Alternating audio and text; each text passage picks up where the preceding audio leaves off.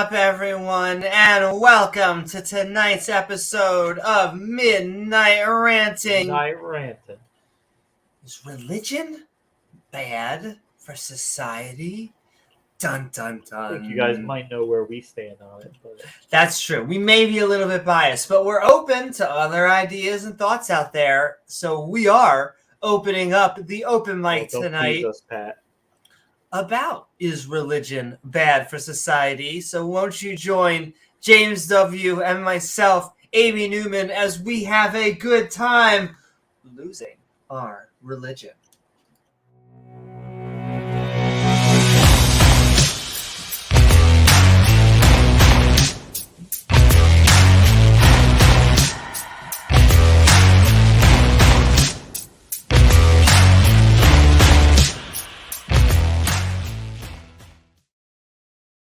That's the thing about those lost and founds. The Bibles just keep accumulating there because people lose them, but nobody ever goes looking for it again.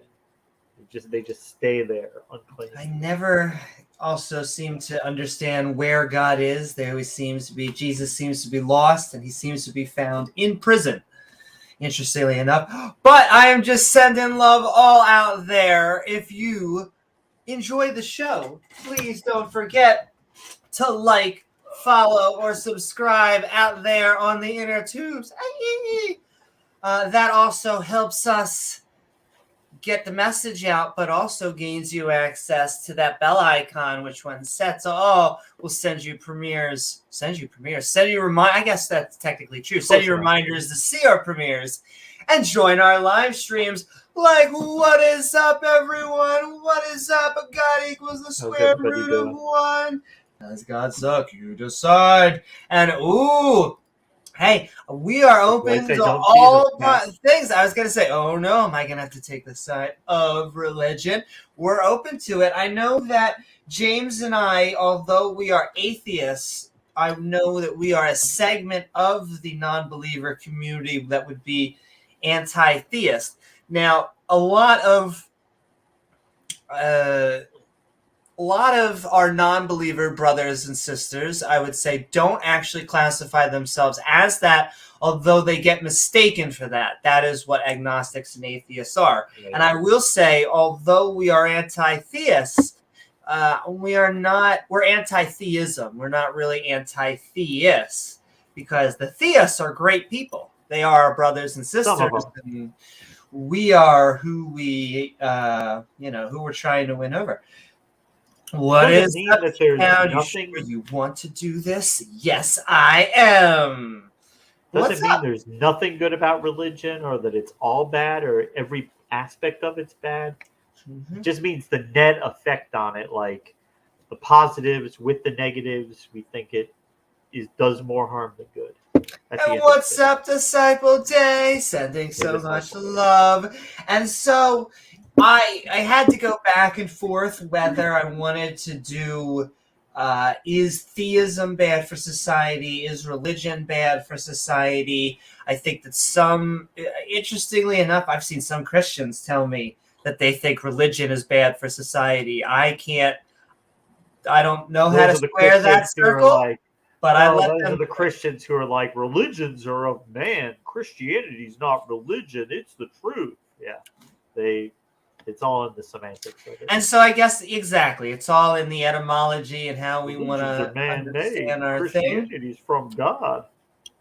However, we'll put our real big, stake here, a real big girl deck as we can, a real big tack, is that I would say James and I would agree that we would never want to get rid of your religion, and let me have actually good rules here. Would never want to get rid of your religion via gun or via force. Exactly. What we're trying to do is win people over via discussion, debate, conversation, have a beer, break some bread. Does God suck? You decide. Exactly. We're coming back around. What is up, Dave? Modern, no. Ancient, yes. Well, and I think Pat might have some agreement. Well, and that's what I kind of, I think that all of the good of religion, we just do better, which I guess is the primary thrust of this. It's not that community is bad. Community is good. It's just that I think we can do it without the religious painting on top of it. And yeah, I would say in the ancient times, it was hard to be anything else.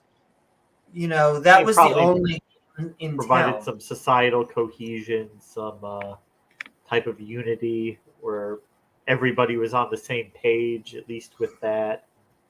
We also didn't have the scientific method as at least congruently as we do had more now. of an excuse to indulge in this guesswork about reality. This, throw it up against the wall and see what sticks. We don't have to do that anymore. We're not shackled by that way of thinking anymore. When we don't have to guess the actual age of the Earth or how life diversified. It's why they get so triggered by evolution, because that explains one of the big things that religion cannot in their purview. Yes, printing press when it happened is correct without Christianity. Well, and I'm open to be. I know that that's true. To me, what it always tends to be is people who are Christian. So I'll give you a good example is that, what is his name? With Newton. Newton believed in alchemy. He believed in a non-triune Christian God and a lot of things. And he also gave us our theory of gravity on this scale, because there's technically bigger and smaller scales. And so I would definitely want to give credit to all of the shoulders of giants that we stand upon. What is that, James? James Wolfe in the house at Movie World. Interesting. I just watched Megan. It was good. Pretty good. Good mix of comedy and horror. Comedy. I am one of the weird people that probably laughed at some of the comedy moments, or cried during some of the comedy moments. I said they want you to laugh at the comedy moments, but it's complicated. Just because, like at one point, the android. I guess I'll give a mild spoiler warning. Mild spoiler. But because a lot of it, I think, that I'm talking about has been seen in the trailer. But just at one point, she tries to soothe. She talks about something very serious. Like death. Totally. An issue about death with a child. But then she breaks into song. And I think that dichotomy is just kind of weird. Though it works on the child. It's what the child needs. She's kind of in a very scared moment, and she's talking about a deep subject, and then Megan calms her down. So it works. It works. But yes, also speaking of which, I know that, when we talk about the Big Bang, we talk about how there has been at least some people invested in the Catholic Church who have had Catholic astronomers, and so they believe in the Big Bang. Well, I think for two reasons. One, because the older the religion, the more it seems to get very boring, and they just accept science. So I'm looking at you, Church of England. I'm looking at you, the Jews. And so they have that going for them in the scientific realm, where our fundies over here have unfortunately got that whole homegrown 6,000-year-old Earth. You want to fill him in? It's true. So our producer working behind the scenes day in, day out is Gizmo, and he always looks so happy to be on here. He has like a little smile. Does have a little smile. But that's Gizmo. That's Gizmo. Our producer. And The best okay. cat treats can buy. Exactly. Well, it's hard because we also need to give him the best catnip. That is how it's how you pay. Makes the magic happen. Yes, that's how the magic happens. But yes, with that, we are going to jump into today's subject. We're going to give our shout outs as we do our little housekeeping. We are talking, is religion bad for society? And we're going to find out today. We're going to be opening up We're going to the answer that open question mic. once and for all tonight. Yes. And we don't care if you are atheist or theist, liberal or conservative. Come as you are. Just, oh, my sheets. Right here. Oh. Right here. By the Somewhere. way, guys, in case you didn't know, tomorrow night at this time we'll be having an after show for the debate. That is tomorrow on Standing for Truth channel at 8 o'clock. That's true. James and I will be having an after show. He'll be have recently converted to Christianity, where he suddenly thinks that slavery is good. I think biblical slavery. Yeah, I'll biblical have to slavery. concede that it's good. Yeah. Yes, exactly. I'm excited. After show. Right. That's right, Dave. Watch the debate and come tell us why you think slavery is good. James, it's the works program. It's only the good slavery. You have to understand. Right, exactly. Yeah, of course. But you can also help us out if you would like. You don't have to, because it's always going to be free for subscribers or viewers. But we're sending love to our supporters, everyone that sends in super chats, all of our channel members with our evolving badge system that triggers Ken Hovind because it just naturally evolves over time. Ray Comfort gives him nightmares. Banana Man. Oh, I think my banana's in the other room. Hold on. That's Rachel's using it. Important thing. Yeah, probably.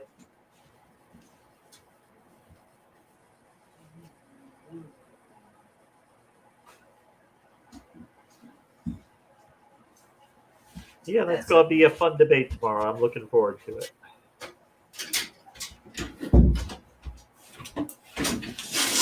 Okay, instead, I'm going to shove this up there.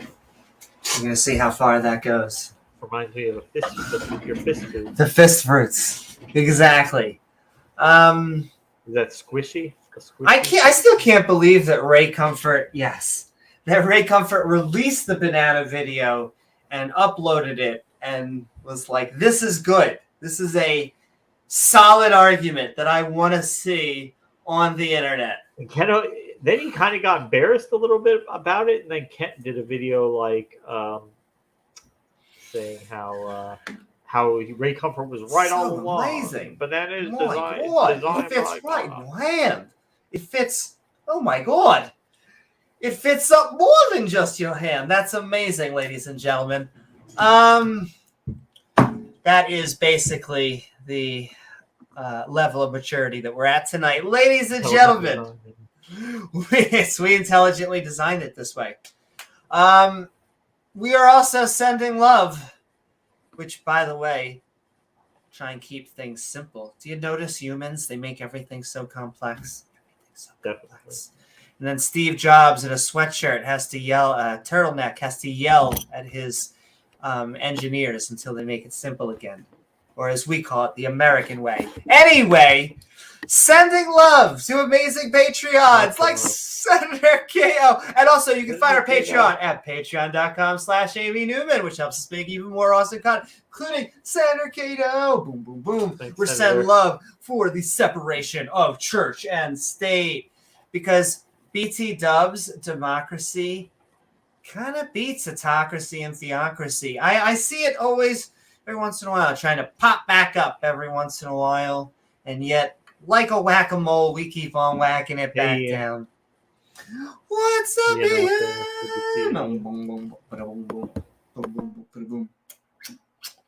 We are ragging on religion. It's what we do. Not ragging completely on religious people.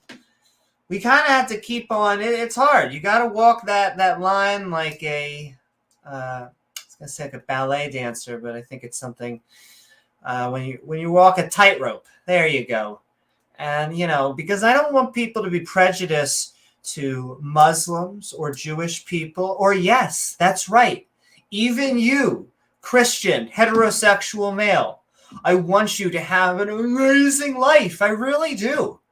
I want all of us to have a good life. We don't have to separate ourselves into these arbitrary groups, atheist and theist. At least we're talking about something that's not, skin deep. We're at least talking about our belief systems and our brains. We're moving up a bit in the discourse. Anyway, sending love to Senator K, sending love to the lovely, the fabulous, and amazing, the topic of James' debate, apparently, because apparently we have to have this debate. It's the year what? Yes, we're sending love to Rachel Holland. Rachel, boom, boom, boom, boom, boom, boom. Rachel reminds us that unless you're on your knees to your lover, chances are you shouldn't be talking about slavery. If the cuffs that you're using aren't pink and fuzzy, you may have a problem. That's what I'm trying to say. If you are taking people as livestock, but it's not the transatlantic slave trade. Yeah, it was the inspiration of the transatlantic. It's like the OG of the transatlantic slave trade. Modernization of translate. It was modern slavery. Same context. Exactly. Like I said, it's slavery, but they had googly eyes, and so it was totally better. Sending love to Rachel, sending love. We saw him out there. Sending love to James Wolfe. Boom, boom, boom, boom. Thank you so very much, James, as we howl at the moon. We kind of do late night podcasts. Though we're going to try and be uploaded. I was supposed to do an impromptu debate you today. I think to be honest with you, I ended up doing a bunch of stuff in the morning, afternoon, taking a nap, and then waking up and going like, let's do a podcast. But we're going to do more mid-afternoon impromptu debate use. And few I'd also like to do just for some Carrot Top summoning debate streams. We'll see who we can find. I honestly have had so many interesting chats in Discord that I'm like, I wish I asked for permission. I don't record people unless I have permission. I'm not one of those people, but I really wish I had recorded some of these.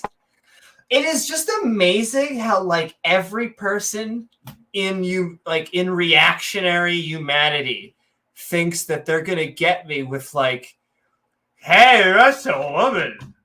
It's like, yeah, I know what a woman is. Do you want to talk about rib? We're talking about rib women. Do you know what we'll talk about? What's a woman? Hey, speaking of, what's a man?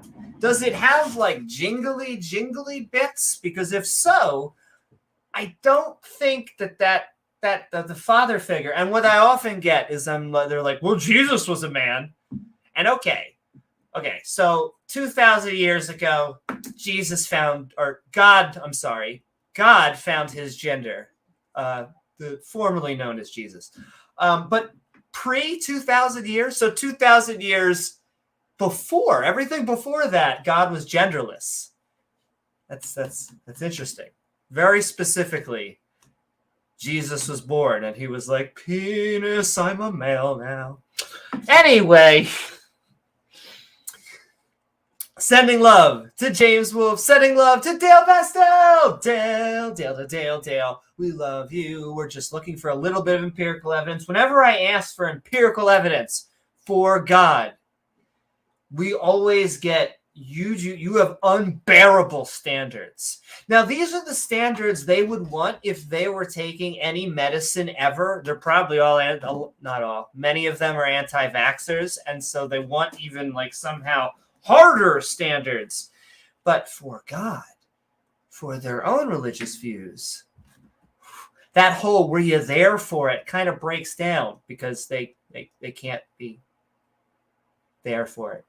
But besides that, sending love to Dale Pastel. We're going to keep on looking for empirical evidence. And we saw him out there sending love. Ooh, as well as a kitten. Well, sending love to kittens. but also sending love to Chris Disciple, reminding us that theists can be skeptics. Christians, Muslims, Jews, all can be skeptics. We welcome you on board the Skeptic and Ranting community, because all that really means is being skeptical towards one's beliefs. Tuning your epistemological toolkit with a little bit of doubt. And then, the last three, we are sending love. He helps us with our skeptic Bible study, gets a little thespian on us. Reid just reminds us that we read the King James version of the Bible. That's right. It is the Skeptic's annotated version of the King James version, but oh, is it nice. It packs in all of the wonderful inner tribal warfare that you would expect from a holy book. Thank you so much, Rijos! Yeah, go figure. Exactly what you would expect coming out of the Iron Age, Bronze Age. James, excuse me. This is the objectively forever morality book. Okay, this is where morals come from. Not even is he a good guy?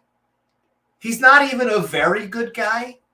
God is the maximally good guy. You can't even fit all of the good that is right in his heart. Infinite in size, so Newman. Good. Infinite in size.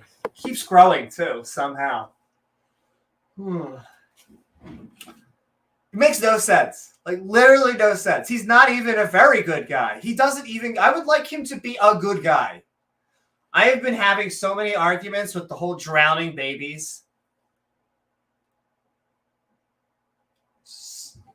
Like, the amount of Christians that slowly but surely defend the evil babies thesis. They throw free will right out the door. They're like, the babies were going to be evil. God had to do what he had to do. Well, that's those babies. That's what they say for like, oh, well, why did the Israelites have to massacre the children too? Oh, well, they would have grown up to be bad, so... Exactly. They were going to grow up. In fact, their hearts were corrupted. The excuse I got today was either they had rituals that corrupted them, or they were around parents and that corrupted them. Well, you see, Amy, these people, they practice child sacrifice. So sometimes they would kill one of their children in a sacrificial ritual. So therefore, God had to have them all killed to stop them from killing some of their kids by sacrifice. It makes sense. And James, if you go into a community and you're trying to stop baby genocide, I think it makes sense to then genocide the babies, right? I feel like that's the only way you actually square that circle. That's what God said. Exactly. Now we're making sense. Sure. Anyway, last but not least, he was just out there. We were sending love to him. We're sending love to him one more time. What is up? And love, Ian Davenport! Reminding all of us that the watchmaker argument is bad. If you look at an organ and you think that looks like a watch, I would say you are high, but no, go get stoned and then take a biology course. That's all you really need to do right there. Yes. Not the same. It looks exactly like something you designed, right? Oh, my God. Oh, I forget the picture. But it was like, I hope I saved it, but it was like all of our blood vessels and all of that compared to the IT solution. And it was just very nicely organized cables. They almost looked like abs. And so it kind of had a very nice comparison. Yeah. Well, Slicer, Amy will have you know that flattery will get you a lot. Oh, that's right. Thank you, Slicey. Flattery will get you everywhere. That's true. What James said. Oh, my. I forget which context this was in, but I will. Oh, shall I? Proving Jesus was a male. Oh. Is Pat a mythicist? I'm not sure which way, because I go in between, like my a sexuality. like I kind of go in between myself. I think that he could have been a man. He could have been an amalgamation of a man. I'm convinced Paul created the religion. I'm convinced that whether he saw, and he wrote half the book. Holy moly! Not only that, but like Peter, please correct me. Yeah. So I'm in the same boat. I'm like a semi. Because to me, the important part, and I'll keep on saying, it's always like hashtag prophets don't exist.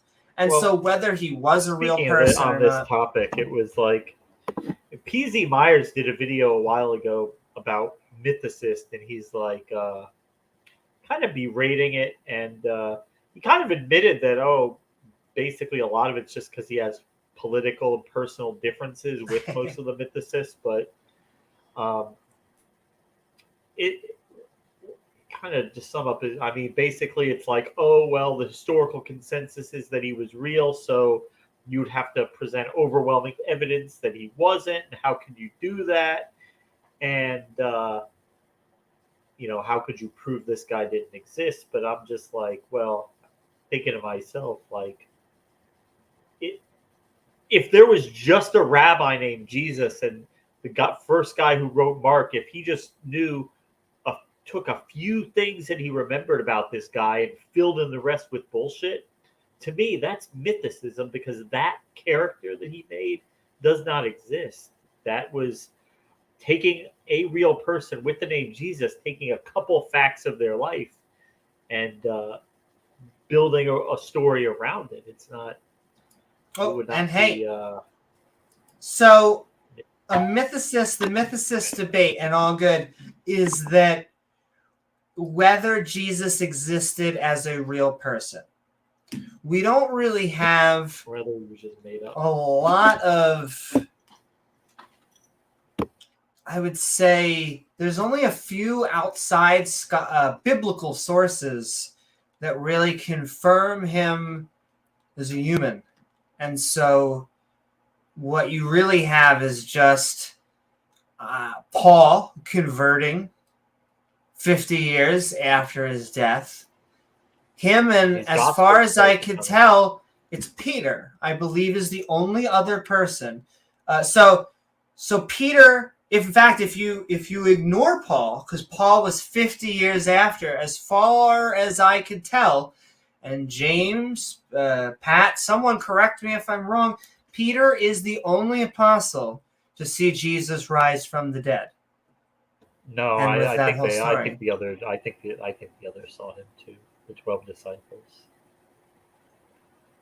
The 12 did? I believe so.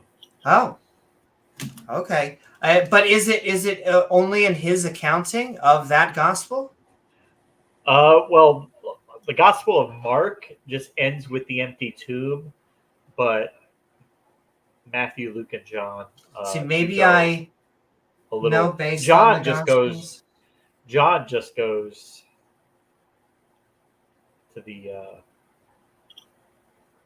crazy with it, but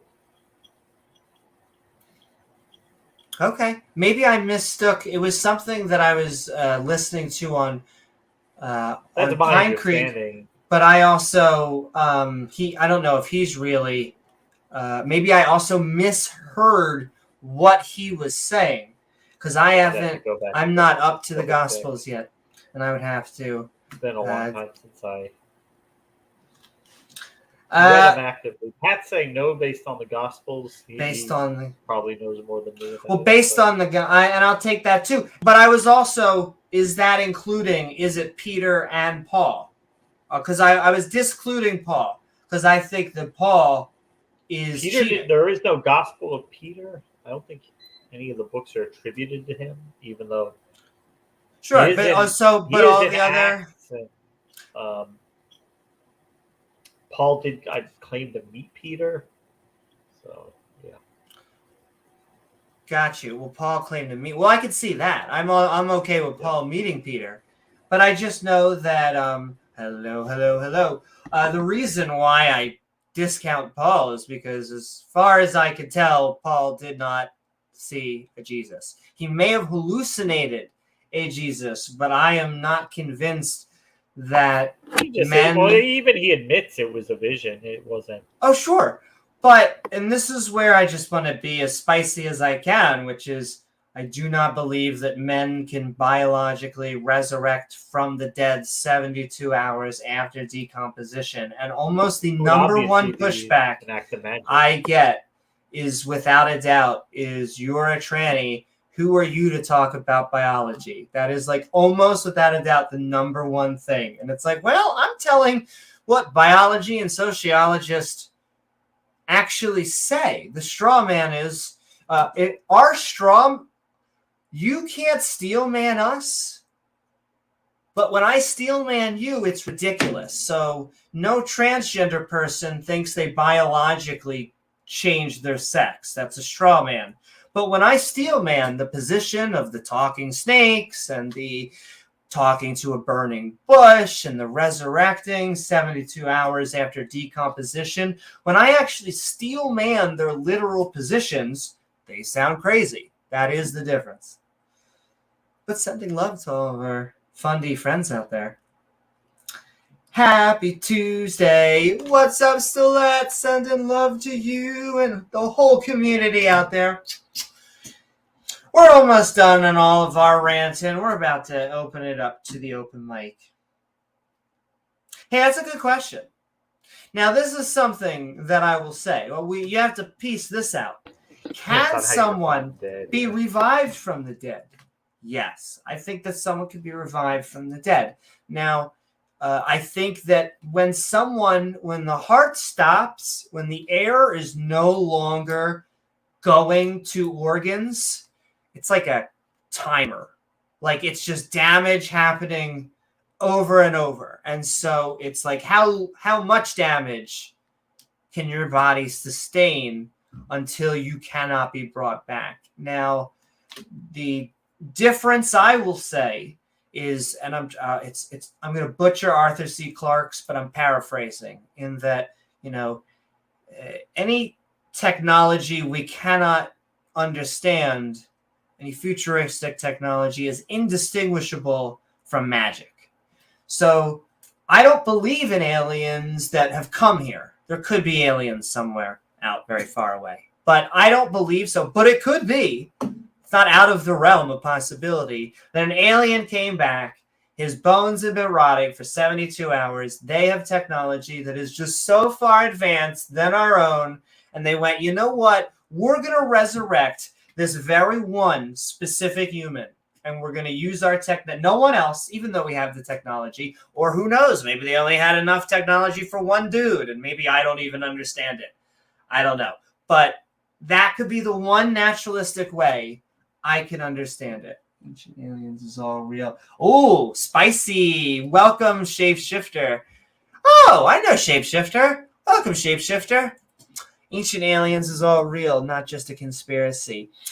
I mean, I'm open to being proven wrong. You're at least coming in to the natural world. I think for numerous biological reasons, we have chemistry and physics reasons, we have not been visited by aliens.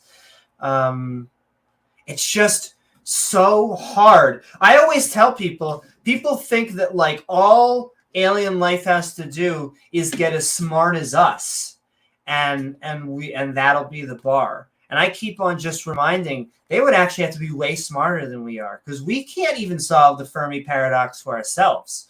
We can't even seed life on other planets. We can't even seed life on the moon or stuff like that. And yet we would actually need not just a multicellular being. We would actually need like a highly intelligent, who is someone. But I mean, if the civilization had a million-year head start on us, it's not inconceivable would have passed those barriers. Indeed. Sorry, I got a Discord call. Sending love if you're out there and you send a message on Discord. But yes, I think that wraps up. It was Ian Davenport. Thank you to all of our supporters, all the people who send in, all of our super chats, all the people who have channel membership as I hit the desk, and all of the people out there on our Patreon. One of the best ways to help us make even more fun content at patreon.com/Amy Newman, including these awesome people also.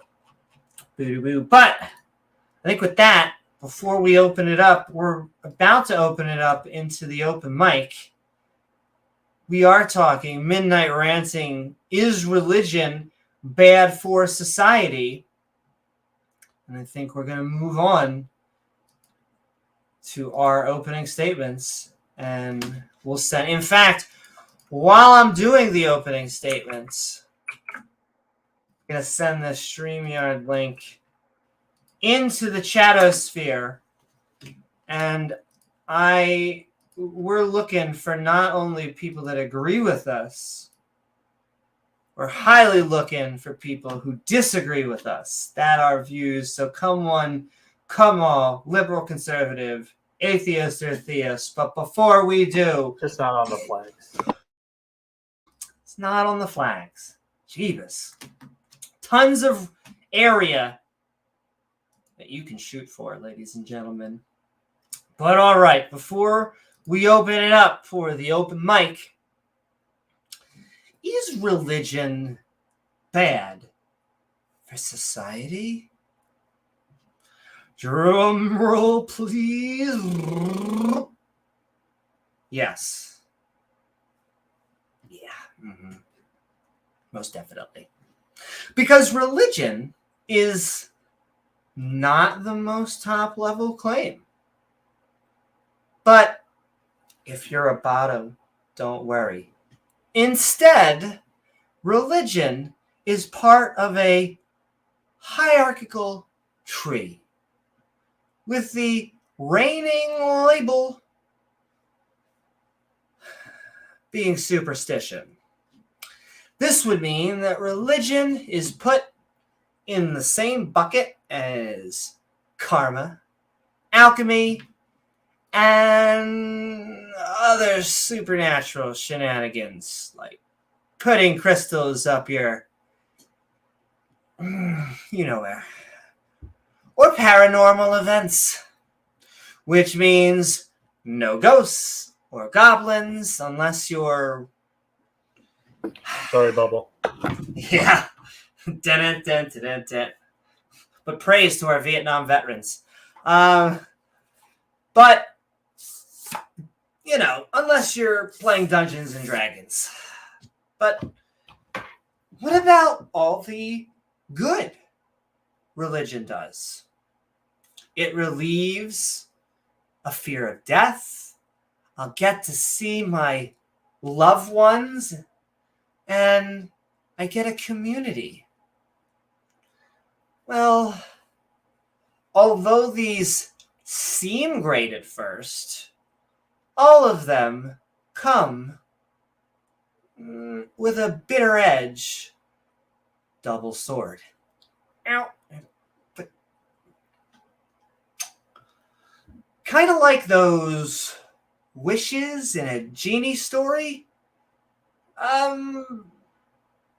That also don't exist. And the true happiness is instead right in front of our hearts. Oh. Anyway, the fear of death is actually a good thing. It makes this life precious and ensures we do the right things to people right now. We also get to properly grieve when we realize there isn't going to be a heaven. Shit. Thus freeing us from the nasty carrot and stick model. Though, you should eat more carrots. That's actually something doctors support. Anyway, Yes. Well, more sticks if you're into that.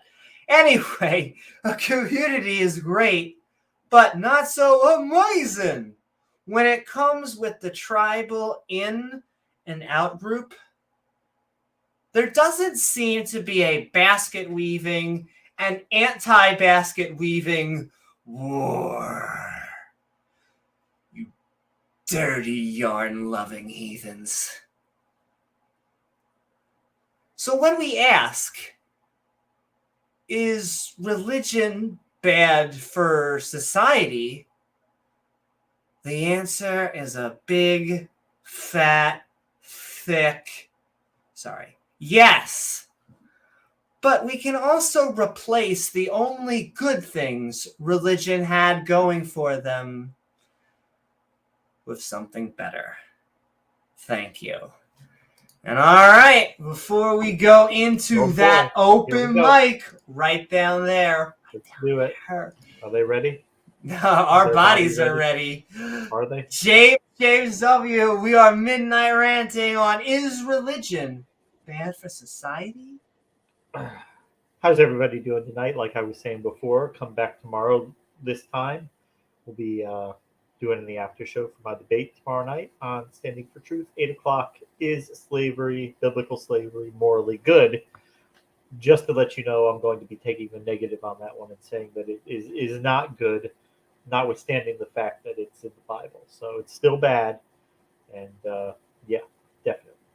But is religion bad for society? And like we were talking about a little bit before, so I think we all understand that religion was a way that ancient man answered questions for things that they didn't know about the natural world, origin of life, origin of the universe, all these questions, like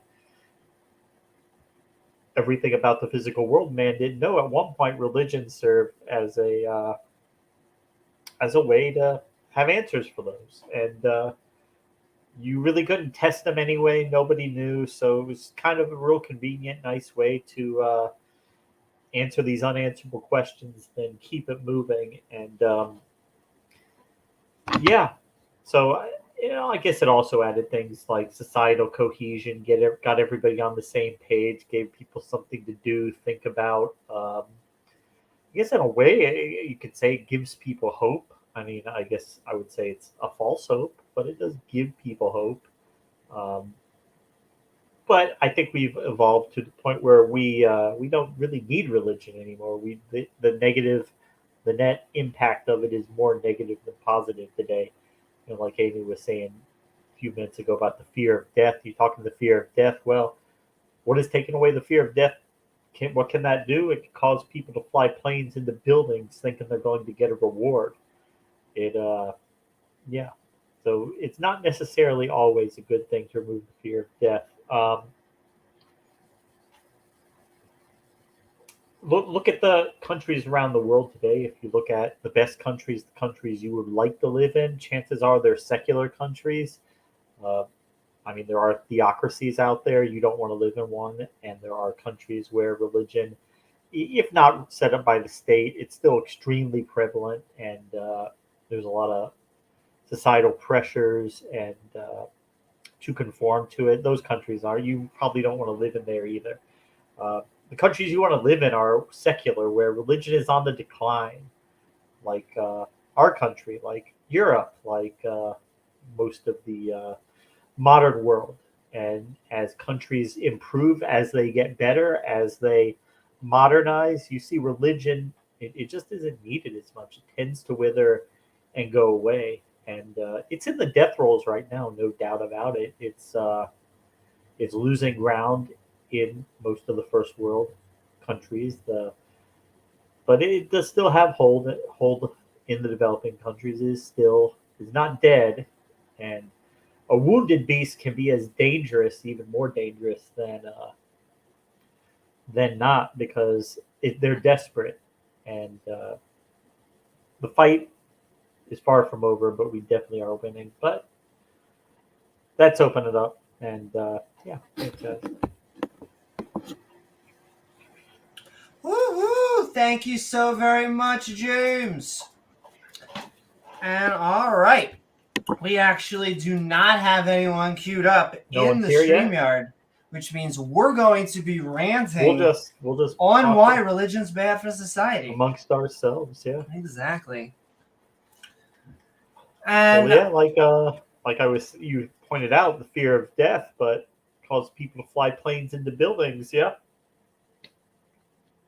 yeah, Alleviate that the fear is of death. one of the big pillars of my anti-theism would be an event like 9/11. Now, we have to cut that carefully, just like we were talking about earlier, because in a sense, we do not want to be what we hate. We do not want to be prejudiced towards Muslims. We do not want to try to step on actual religious freedom. I have a good meter when it comes to the freedom of a religious individual, and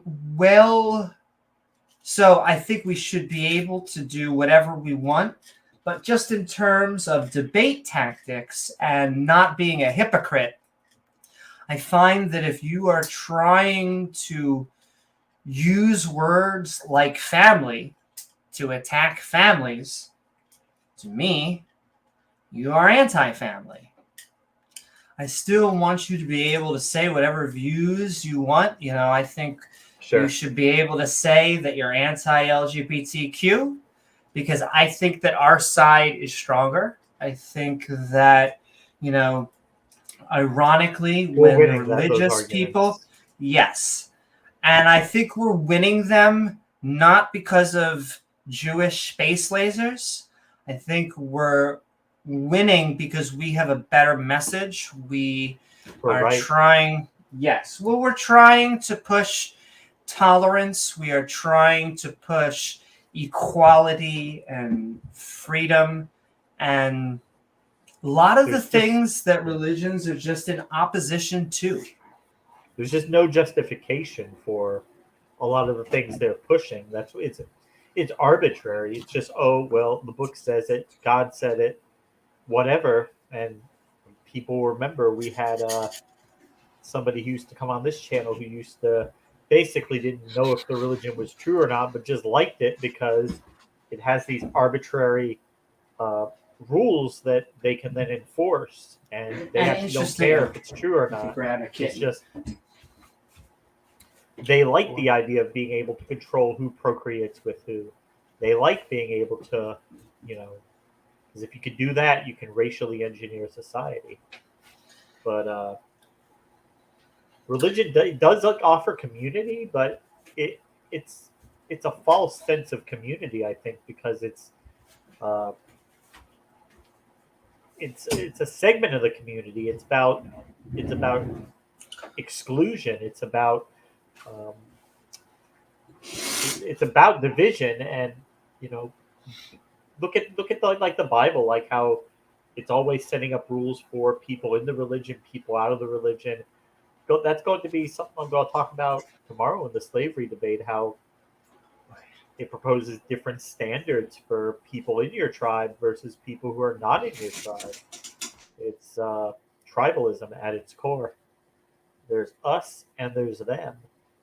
And couldn't agree more. And that is the type of thing that I'm trying to get away from. I mean, I will keep on getting as spicy as I need to, I guess, until people join. But these are all my actual beliefs. So I think, I call myself ex-Jewish.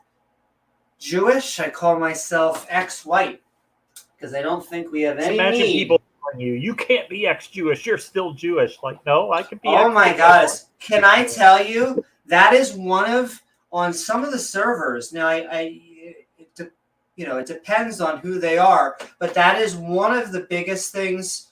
They really do not like me no longer being Jewish. It is a weird phenomena because you don't see that with Christianity, with Islam. They're almost excited. They're like, here's an ex-Muslim. Let's show an ex-Muslim. Oh, you lured somebody. Oh, we got Pat. And I know why Pat's here. It's okay. She is adorable. It's okay to want to come and see kittens. To see the kitty. But yes, we got Pat Lowinger backstage, and we're going to keep on trying to bait as many people as we invite. We're Midnight Ranting on Is Religion Bad for Society? And we're going into our Midnight Ranting open mic. Badoo. No, you didn't miss much, Slicey. We're just getting started. We're live, and Bree is in the hive. Well, Bree's not backstage, but you should be checking out Bree, okay? Because she's amazing.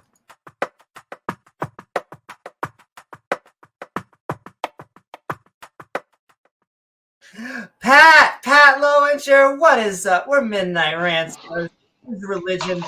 Good to see you, Pat. Hope you're doing well, and what are your thoughts? How was your trip, your convention? It was awesome. I'm still tired from my flight back yesterday, but I'm going to take a nuanced position. I don't think you can say that it's definitively bad, but I think you have to look at what are the goals of the society. Now, if multiculturalism is your goal, then I would say religion in certain types and manifestations can be really problematic for that. But I do want to caution to say religion is bad when so many cultural groups are identified by their religious and by extension, which is a unremovable part of their cultural identity. If you remove the traditions of indigenous Americans, right, of those community groups, they largely would cease to function, and a huge part of their cultural identity would be removed. So when we talk about religion in society, I think we have to look at what is that religion projecting into society, and what are the goals of the group. But I will say that, a multicultural society, there are certain religious traditions that make that much more problematic. But I'm not necessarily an anti-religion, an anti-theist, so to speak. Well, I would just if people if you're a Native American and they want to do the religious practices just because it's part of their heritage, it's their tradition, and it's part of their culture, that's one thing. But I don't think very many of them actually believe it to be true, which is where I would there's a lot of people who are Jewish who don't believe the God is real, but they're cultural Jews because it's just part of what they were born into. Right. But so when you actually survey, and again, I'm in an area where they do survey indigenous communities in the PNW, that would be an incorrect statement. Many Native American people, at least in this part of the world or country, identify as spiritual. And they wouldn't use the word religious, right? But spiritual being a manifestation of their belief system, right? Which is a cultural belief system. And even, while there are many, many people who identify as Jewish that would say that they're atheists, that's still not a majority of that group, right? So again, we can look for the outliers in certain cultural systems, but when we start removing, and it's kind of a misnomer saying, well, we're going to practice the rituals, the holidays, and all that, but we're going to remove any reference to a spiritual being. Well, then the ritual system largely loses much of its necessary requirement for observation. I guess I would I just push back a little bit. I just don't know why, if God is part of their religious system, I don't understand why the religious system shouldn't just fall apart. I understand, I'm sympathetic. It was part of their ancestors and it's part of their tradition, but it's confusing to me how much level of superstition someone should have in their toolkit. And so if someone wants to say, hey, this is part of my tradition, we're kind of role-playing here, it doesn't really mean we're actually connecting to the spiritual world, but it gives my life more meaning and community and connects. I can kind of understand. So I don't know. you use the word superstition. This is kind of interesting concept, and I'm going to put on my anthropology hat. We'll just talk about tarot reading, right? Now, Sure. you could be an anti-theist and have huge objections to anyone saying that they have supernatural powers, they can divine the future and talk to spirits of the dead, because as a good skeptical atheist, you've decided that's completely charlatanry. They're charlatans. They have no. So you outlaw it. You make a prohibitive process on it. Well, Amy, let's put on your skeptic hat. Okay, we're being authoritarian, and we're doing that. And we're talking about the good of society here, right? Do people that say they can read minds and do tarot, do they actually have a gift that they can demonstrate? No. So what they're engaging in is preying, and I mean, this would be the extension from the atheist worldview. They're preying on people, right? It's fraud, right? Is fraud illegal in our current legal system? Can I tell you where James and I differ only slightly? James says we should make this illegal. We should make psychics illegal, and that we should not have them be allowed. And here I'll go. Maybe not right now, but at some point I would like to transition to that. Yeah. Right. So that would be one answer to that question. What do we do with people who engage in tarot card reading? At the same time, some religious systems make it illegal. So it's very interesting. Some theist systems would make tarot reading illegal because of a theological basis. Where, in some cases, atheists would make it illegal because it's not really a good benefit of society. Actually, you can show that it does demonstrable harm, right? Demonstrable harm, fraud. But that sounds like a good thing. Exactly. That sounds like one side is saying we're just going to do it for our holy book, and it's not really backed with any evidence. And then the other side is saying, no, this is actually frauding, old grandmothers, and it's taking advantage of poor people and the least advantage. Not only is there no scientific backing for it, but a lot of it just seems to be a fraud.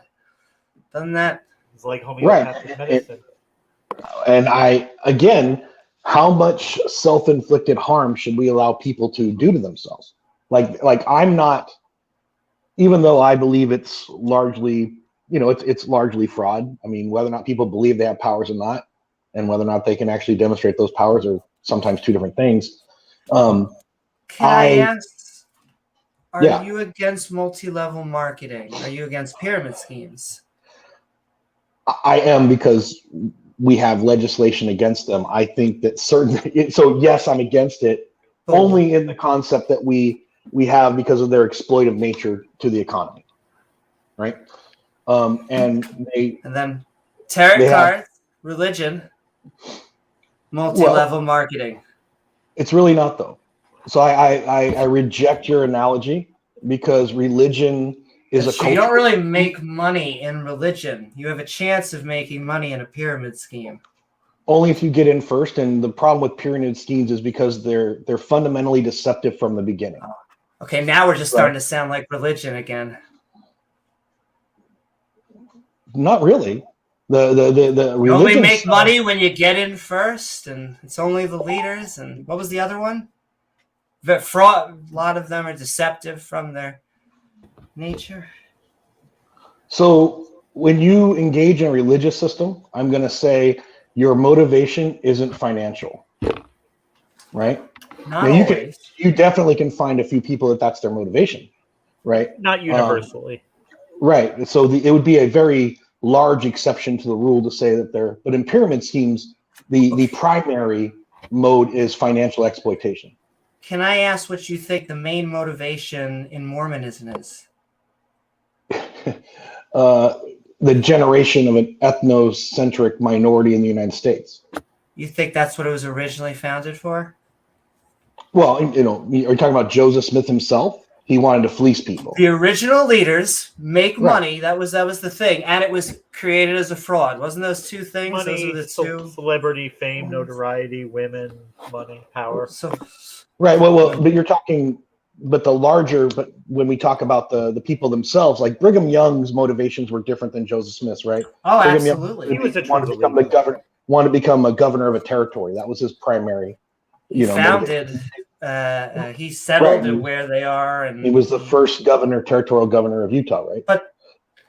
But then also, I'll keep on going. Scientology. Again, L. Ron Hubbard wanted a tax exemption for his fantasy fiction novels, and he was very upset that his Dianetics was rejected by the American Psychiatric Association as a usable psychological tool, which is the reason he was from initially wanted to be in with the psychologists and psychiatrists, and then rejected when he was rejected. So he only became rebranded as a religion. Correct, because he needed a tax exemption. He said he was a philosophy and a literary style that was looking for a tax exemption. Well, they also told him he couldn't make medical claims in his book that psychology is bullshit, and to do his auditing technique if he can't demonstrate that. And then he labeled it a religion, and they couldn't touch it because it's a religion now. Right, but to the people, to the masses, he's allowed to commit fraud as a religion. He was committing fraud before. He relabeled it religion, and they couldn't touch him. Right, and so like we can pick out Scientology. Let's even say Mormonism, and let's even say Catholicism. Right, those are pretty structured and totalitarian religious systems, right? And that's where we would have issues with them. But not all religious systems are totalitarian and authoritative. So, what does your society want? What? Oh, sure. No, I agree with that. My main thing is not that religion is authoritarian, because I think there's lots of hippie religions. There's lots of churches that run rainbow flags and all of that.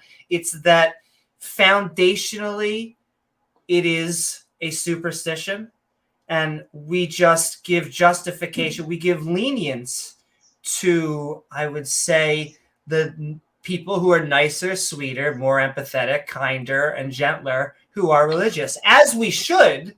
I'm not disagreeing that we shouldn't. I'm just saying that we do it not because it's any less superstitious, but because they're kinder, gentler, sweeter, more empathetic. But so that religion has some demonstrable positives for human psychology, right? I think that not only do they have good things, I would say that almost always, however, they have caveats. Like but some of it's just straight out. That people who pray or meditate, right, and prayer is a form of meditation, and they routinely do it, have lower stress indexes than those that don't. Sure, but can you meditate without prayer? You can. There we go. Right. No, but the system does it, right? So the issue is so you're saying it's all superstition, right? But superstition has some positive effects. People in religious systems dealing with familial loss trauma, right, suffer less depression after familial death if they're religious. Certain religions, not all, have less anxiety and depression after death, right, than someone who doesn't necessarily have a spiritual belief. Sure, but and we can go on to death. I actually do. I think, yes, it absolutely relieves symptoms of death, but I think in an unhealthy manner. In some cases, I would agree it does have certain unhealthy perspectives. That religious people are more likely to give to charity than non-religious people.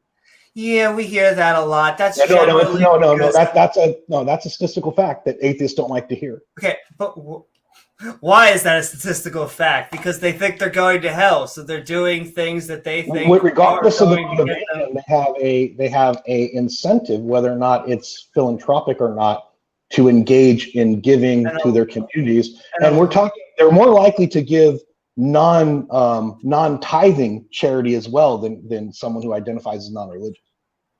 I would like to see, but you can't just say it's always bad, right? Well, no, it's all. I always say it's always a double-edged sword. So they give, they statistically give more to charity. What charities do they statistically? You kind of cut it off. However, that is what generally they statistically give more to their churches, and whatever those churches want to do. Amy, that's not true though.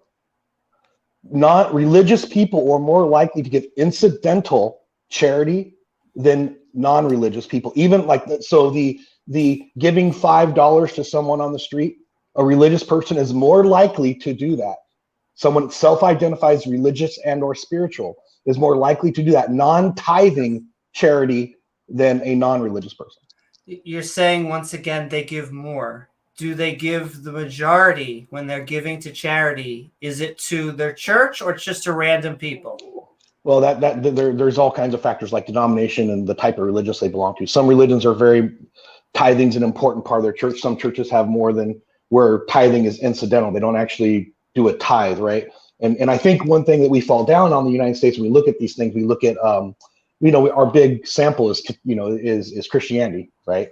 But Christianity in the United States maybe not be the best place to examine. When we look at the United States as a whole, our religious systems, I do think, are really problematic for the integration and inclusiveness of our society. So I definitely see there's lots of pitfalls. And what happens if we check some statistics in Finland, Sweden, Norway, where a lot of these countries, maybe in England, Australia, where a lot of the countries are majority atheists and have majority give charity? Do you know what happens? They still don't give more money to charity than the average religious people in their country. But what they do is they rely on governmental systems. What they do is the average person in Sweden, for example, is willing to pay a lot more in taxes for government administered human services. Fantastic. The average American. I agree. That sounds better. Part of the I agree, but we don't have that is because of the religious influence. I agree. They don't want that. Yeah. Right. Sounds way better than just giving to one person. Sounds like you're giving to everyone. I agree, but they've taken a charity system and embraced it in a different way. So they went a different way than charity. They went with taxation. But that goes back to my earlier thing. Everything about religion we can do, but better. I think in certain situations we can, but one thing we're kind of ignoring about countries like Sweden, like Norway, like Denmark, is they're very culturally homogenous too. Right? So they tend to be cohesive groups in themselves. They're not, although they do have multicultural elements, people in those communities they're cohesive units. So they have a cohesive element that I don't think we have in the United States.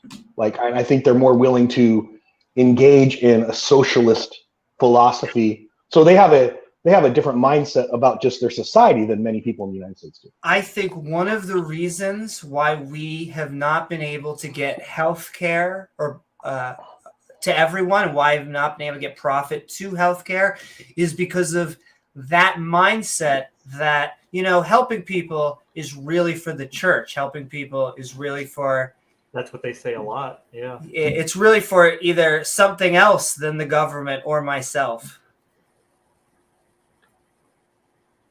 I would say that's kind of an ad hoc rationalization and against capitalism. Capitalism is the driver for profit incentives in our country because people don't want to pay taxes. Again, remember most churches let the church, they use that as an excuse not to have the welfare state. Oh, they have the churches and they can rely on that for charity. Also, just randomly, what is up, John Anonymous? So there's Titan Your Anus and Binge Thinker. Woohoo! Sending so much love. All I can say is it's not a yes or a no, in my opinion. I think it's a really complex question to answer. I agree with at least the ending of that. I agree definitely. So, but I'm sorry that I've been so spicy with you, Pat, because I think you know how much James and I love and adore you. Just want to put that out. Well, I know you guys do, but this is one of the things where I think anti-theism is problematic. It engages in, because not everybedy's ready for it, right? So there's cultures and communities that we talk about everybody being an individual. Like, we want to honor people's individuality, right? And their own sense of self, unless it's something, and you're an atheist, that involves a supernatural belief. Can I agree and disagree all at once? Because it's not that this isn't a time for anti-theism. I think this is a good time not to be a dick. I think this is a good time to make connect. We shouldn't be going up to churches and being like, bum, bum, bum. Oh, your God isn't real. Suck it, Christians. And you shouldn't be like, yes, not only that, but someone who just died or something and their mother, they're grieving or something. You shouldn't be going up to them and whispering in their ear like, your mother is not anywhere. Suck it, because religion's not true. You should be consoling this person. It is your job to make this person, like, your humanity should come through first, and it's only when we're in the debate arena should this become like a thing, if that makes sense. Well, thank you, John. Is every day the debate arena? I think a lot of times we engage as the YouTube atheist community. I put myself in this category. We engage in a lot of debate, right? Sure. But is it appropriate outside of our community? Like, is it appropriate to engage in extremely proactive militant atheism in our daily life? Well, here's the thing where I want to suss out, because when people say militant, I always like to say I'm a militant pacifist, which means I train in self-defense to make sure that I can protect people and be a pacifist. It's like this. I think that although we should be anti-theist, I think we should be as nice as possible to theist individuals. Of all the people, the theists think that they're, and Pat, I'll let you respond, then we have to read a super chat after I finish my thing. Sure. I want the theists all view themselves as different tribes, but we as non-believers, we all know that's all bullshit. We all know we're all just great apes. And so even though the theists separate themselves, we know that there is no actual line. And so they're just our brothers and sisters to us, and we should just be good to them no matter who they are. I think that makes sense. I think that some religions would say agree with you and some wouldn't. And I'll bounce out and go and that super chat and bring someone else in. Yeah. Thank you so very much. No problem. Really appreciate that, by the way. I really cannot. We really want the pushback. That is what we're here for. So thank you. And you should all go check out Pat. What is your book is about to in the process of? Yeah, let's. This weekend was Let's just it's moving along. It'll be out soon.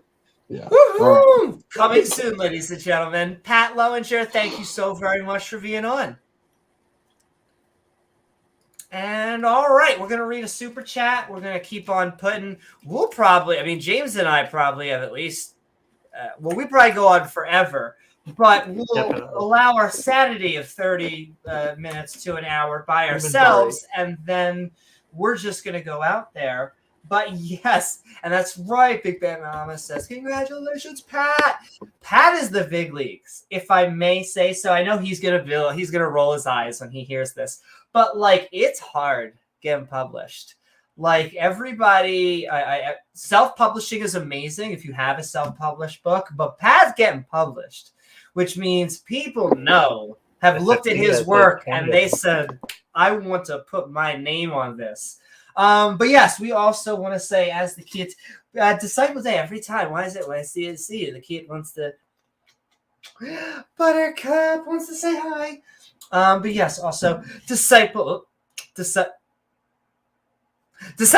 says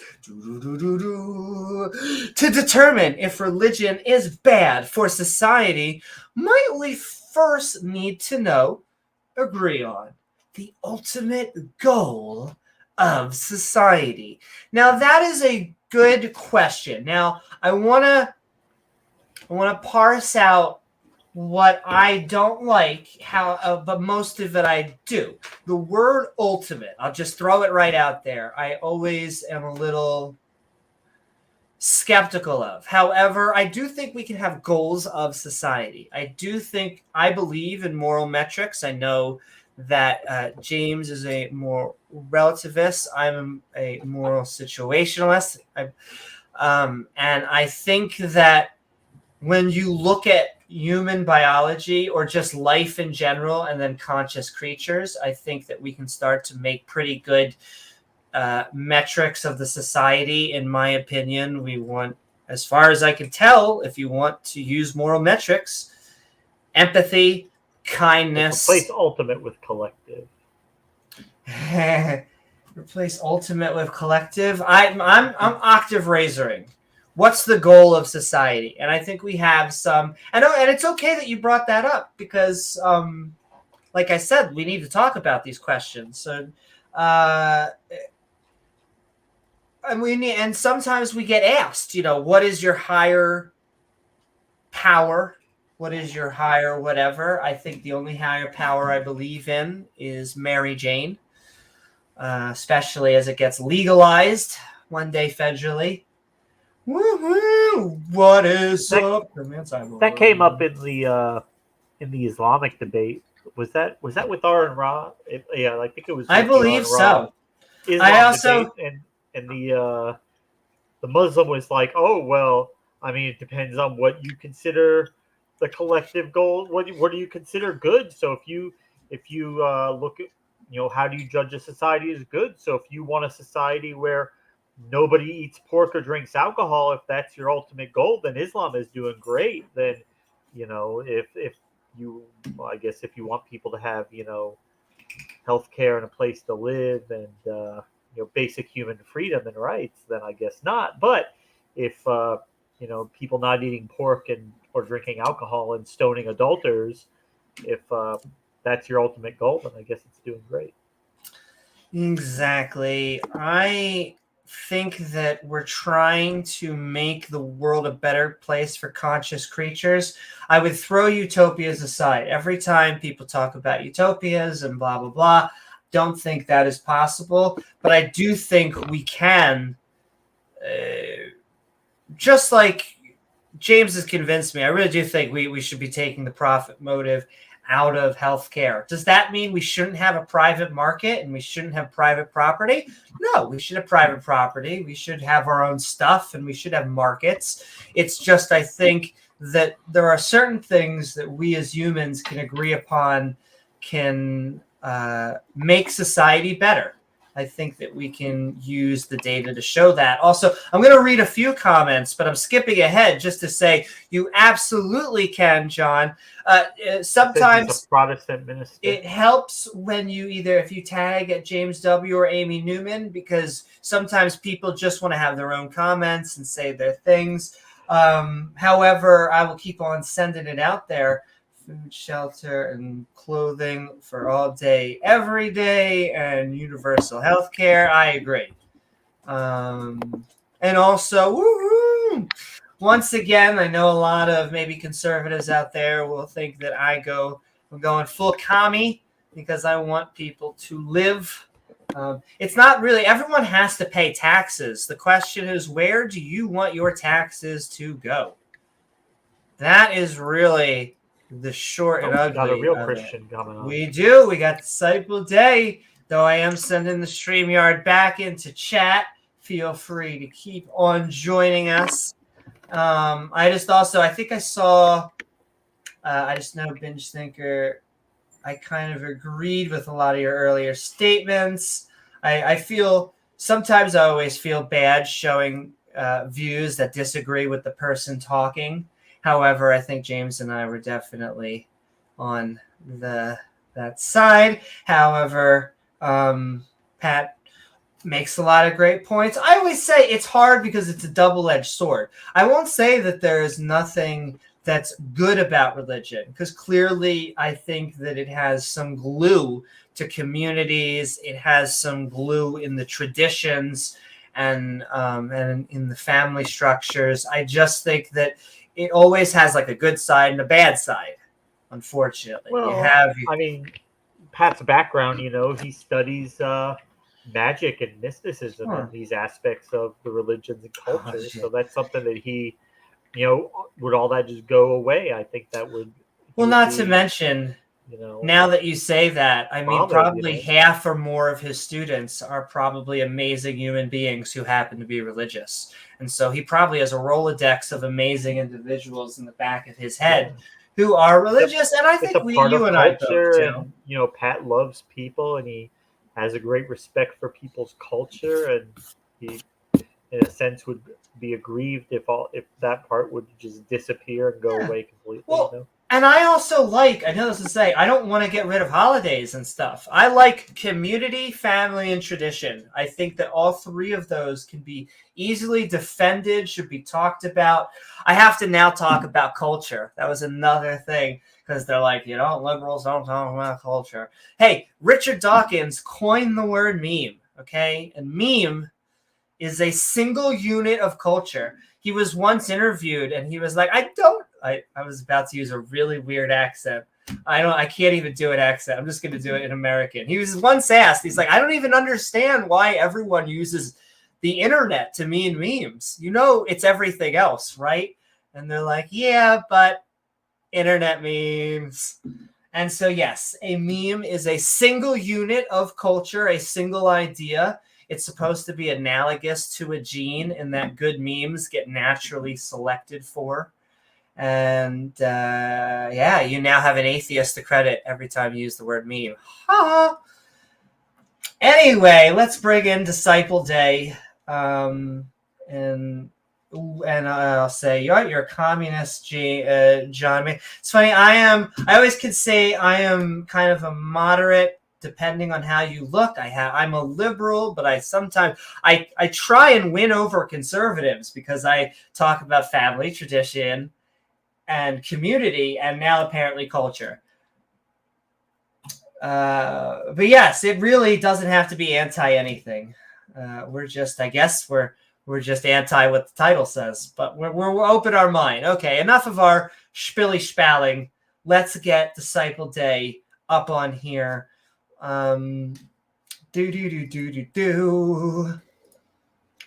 Disciple Day, what is up? Hello. Midnight ranting on, is religion bad for society? Hey, Disciple. And what are your thoughts? No, that's my thought. Okay, there we go. And there we have it. We're going to end tonight's Thank stream. you. I want to thank James W. and Disciple Day, Pat from Lowinger. No. I figured I'd level the discussion with that. I'm like, no one just said no, so if I just say it, we're done. Done. So. Okay. Well, that settles it, right?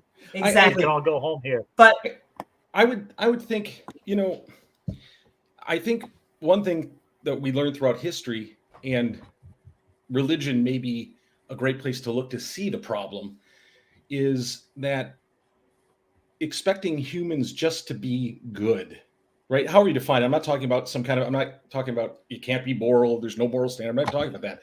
I'm just saying if we're saying, hey, without any sort of like, let's say humans are just animals, right? Just higher form animals. Well, I can't agree with that already. Right? Let's just assume that. Yeah. And so wild animal society, I don't know, is our goal. But what's it require to tame an animal? It doesn't tame itself. You don't just, and so I think saying, hey, listen, we're just animals, but if we get rid of any higher authority outside of our own animal setup, established authority, we'll be better off. And the problem with the proposition is like assuming that people will naturally be good, which I think we're all in agreement they might not. And so I find that a problem. Like you had mentioned something about get rid of paid medicine. And I think, the reality is medicine might not exist to almost anyone at that point, because money is a big motivator.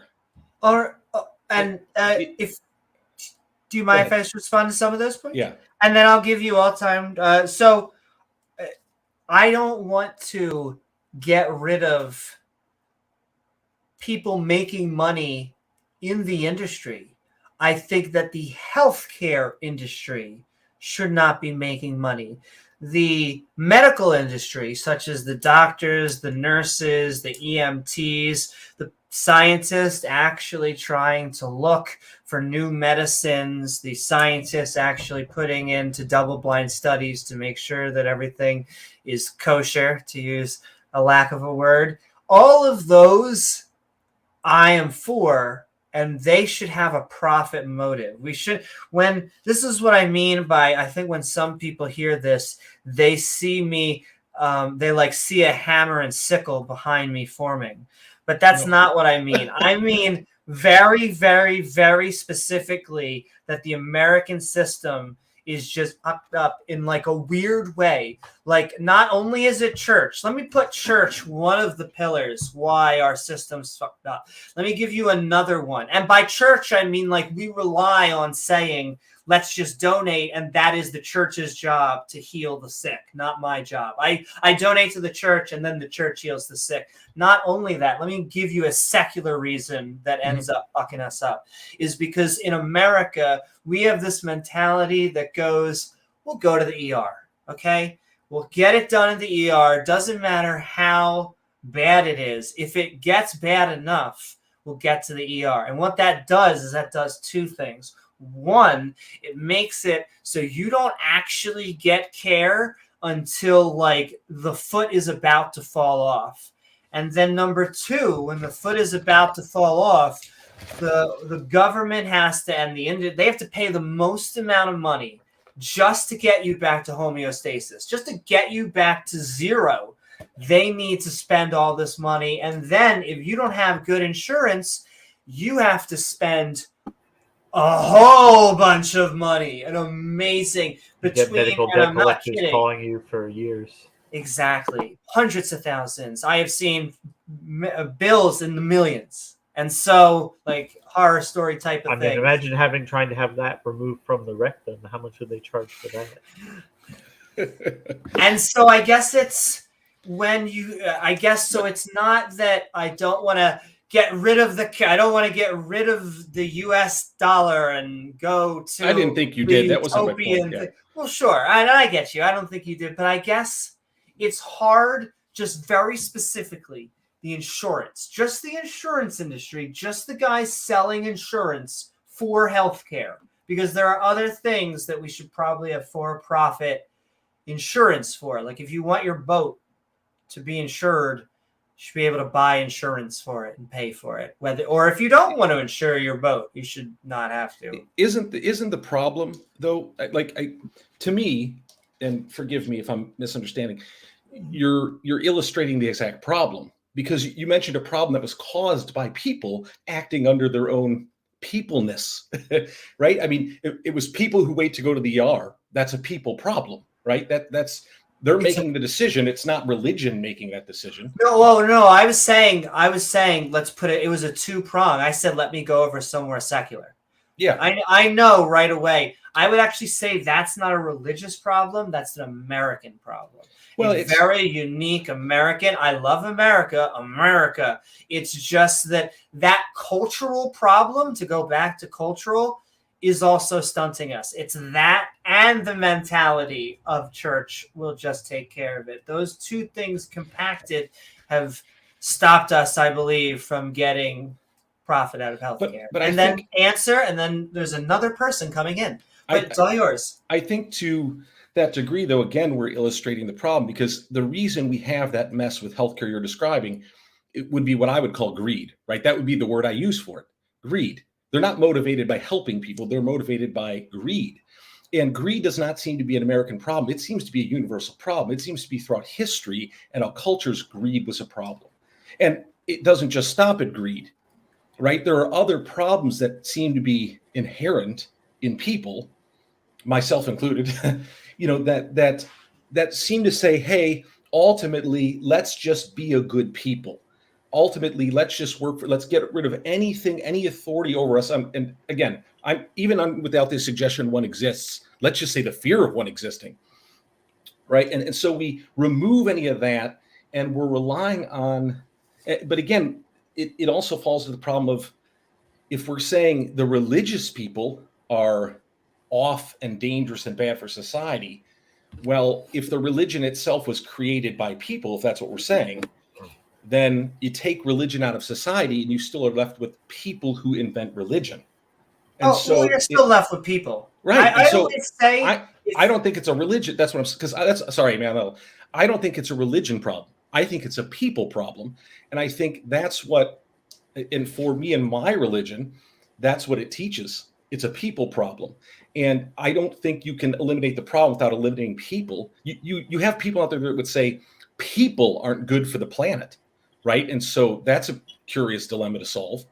So ultimately, as people, do we decide if we want to do what's best for the planet? Is the planet more important than people? It would seem it is. Well, maybe the best thing for the planet is for there to be more people. So I'm not sorry. Go ahead. Well, let me do a few points. I know that Pat has tagged me, so I want to read. Actually, let's just do that while I said it. Something we should have discussed is the concept of religiosity, which can affect how an individual / group approaches their religious beliefs: strong, moderate, weak. Yes, well, I always find there's an interesting dichotomy between all three groups. My joke is that, if you want to find out what someone's religious beliefs are, well, the conservative and the liberal has probably already told you. It's the moderate who has probably they take it sacredly, and they go over and they separate the buckets and all that good stuff. But I agree, and there's all sorts of subtlety. But I also thank you. I also just want to go over, and then we're going to get I'll let you quickly respond, Disciple, but then I'll let you do a large response after we get in Midnight Sparkle. But I was bringing up a secular reason on what compacts it here, because I agree with you that it's greed. And I would say the whole point is not that humans aren't always going to be greedy. It's that if we remove greed from insurance, it means that they can't con people to begin with. It's not able to. What happens is your tax dollars, a portion of your tax dollars just go to funding healthcare. And so you develop a culture. This is what I would like for this country, a culture where when you first see the sign of something, you go to the doctor. And if the doctor, you see a physical, Americans don't have enough physicals to begin with. We are undered for your yearly. And so if you go and the doctor says you got nothing, all right, fine. But if you actually have something like cancer, the doctor catches it early, and it becomes the cheapest to deal with it right then and there. And so you've removed profit from the bad thing, but there's still doctors who still want to become great American doctors because that profit motive has still not been removed. Surgeons are still become world-class surgeons here. Yes. We totally agree on what it should look like. We do. I think we agree. It sounds like you don't want to remove profitization of healthcare or of medical care. They need to make money. Medical care, right? Yes. But you want to remove the insurance thing or some of that She's stuff. advocating for never more are going to touch the machine. I think I could sum it pretty easily. You would like to get rid of greed, right? And on the other side of it, those people going in like they're apathetic or lazy, they're not getting in to get checked out, and so you don't want to get rid of the people, and you want to get rid of laziness, right? So on one side you want to get rid of greed, and I agree that'd be a good thing to get rid of because you right. And on the other side you want to get rid of laziness. Or I'm trying to think of a word for it. Promote active health. Procrastination. Yeah, procrastination. So we've come to an agreement. You have to remember, people in America, we have to work more than people in other countries. A lot of people just don't have time to go to the doctor with all the other stuff in life. Yeah. We have to work. Some people have to work we're 60, 70, 80 hours a week just to scrape by in this economy. And our poorest people are sometimes our fattest. That is historically, that has always been the opposite. And so something is going on here. Yep. And so we're in agreement. Like that's what's nice, right? We're in a point of agreement because we both would like to get rid of greed. We both would like to get rid of laziness. So the question is, what's the best way to get rid of greed? What's the best way to get rid of laziness? Can we, or is that just a condition? And if we can't get rid of it, who do we put in charge of maintaining it? Like, who do we decide, like, okay, these people, like, we're all a little greedy, but these people have the best, they're in the right sweet spot of greed. Like, they're not too greedy, but they're greedy enough. And how do we decide that? Well, it has to be a cultural thing. We have to say we value doctors because they put in all of this money, time, and effort and becoming the best that they can be.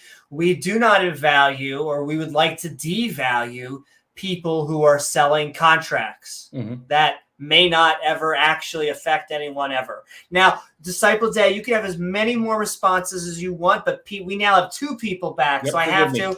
No, it's been great. Midnight Sparkle, welcome on board. We are Midnight Ranting on Is Religion Bad for Society? And what are your thoughts? This question is so.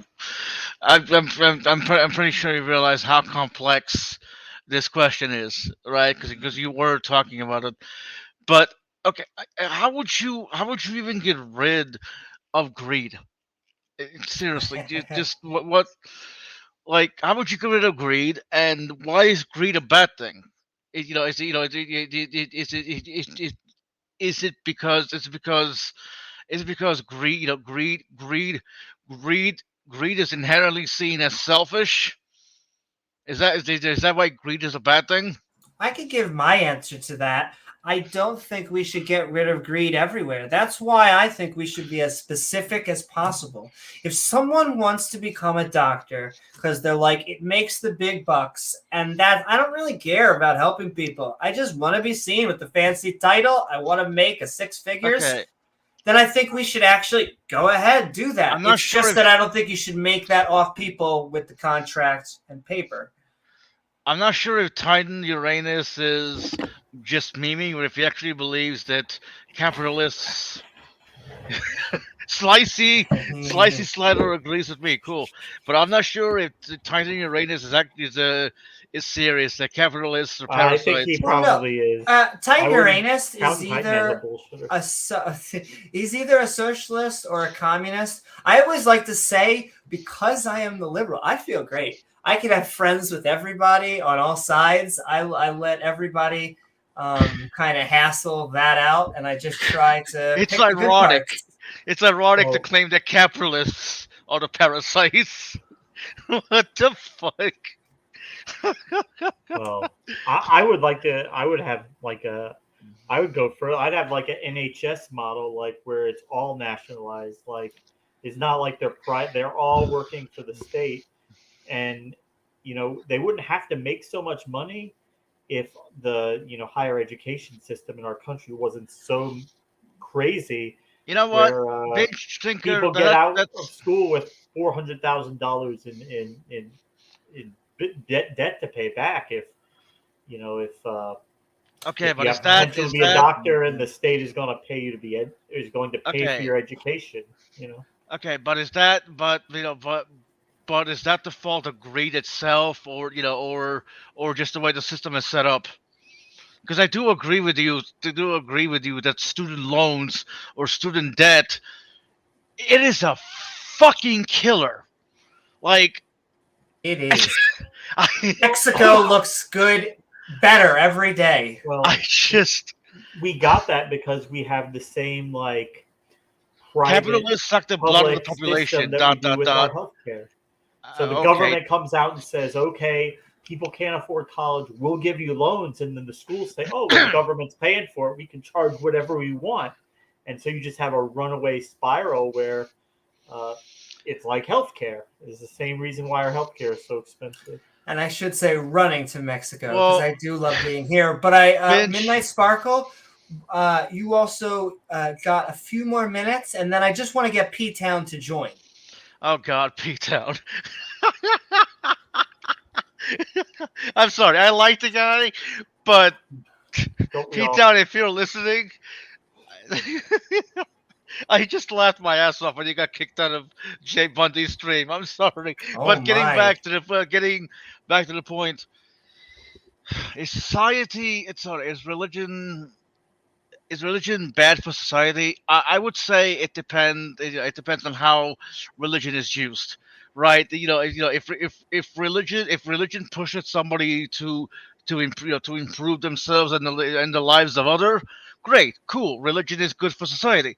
But if you have the We're canned talking hams, overall, not like hang one on. person. If you have the canned hams in the world, or these fucking assholes who charge people out of their ass to build these mega churches, and they wouldn't even let anyone in in the mega churches when there was a tornado or a hurricane. Fuck those guys. Okay, so I would say religion is neither bad nor good for society. It's just how you use it. It's like a tool with everything else. Thank you. Good We night. have to measure overall.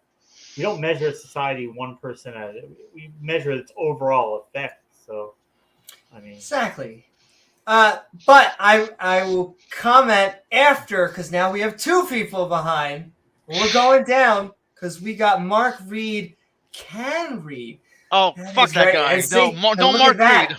No Mark Reid. I can read too, because I almost said it backwards because I thought it was a joke. Now I realize it's a meta joke. Mark Anyway. R-E-E-D, the way Ken Hogan That's said it. But P-Town, welcome on board. We are Midnight Ranting on Is Religion Bad for Society? Hiya, P-Town. Sorry. Hey, James, Amy, Disciple, Midnight. How you Hey. doing? Hey, I just want to correct you, and I don't mean to be rude, but that was Joel Osteen, not Ken Ham. Thank you, big. Well, that's. But he did end up letting people wasn't- in. The hurricane wasn't bad yet, you know. He Well, no, I wasn't eventually saying did. that Ken. I wasn't saying that Ken Ham did that. Like, I know it was someone else. Yeah. Just Ken Ham. But I just thank want to you, point Bibsy. out a I'll try to- specific archaeological fact about Joel Osteen is he actually went to battle with a can of hairspray and lost. Isn't that weird? He looks like Anyway. he loses every day, right?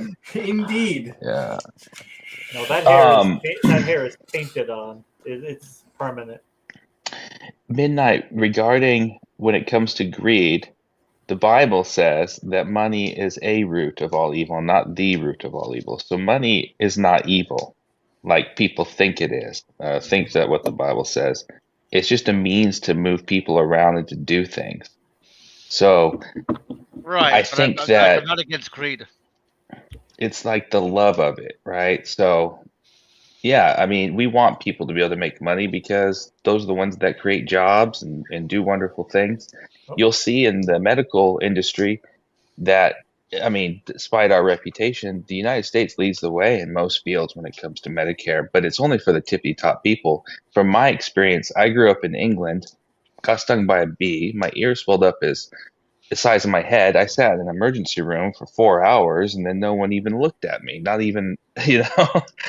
Universal health care, everybody. Needs change. Right.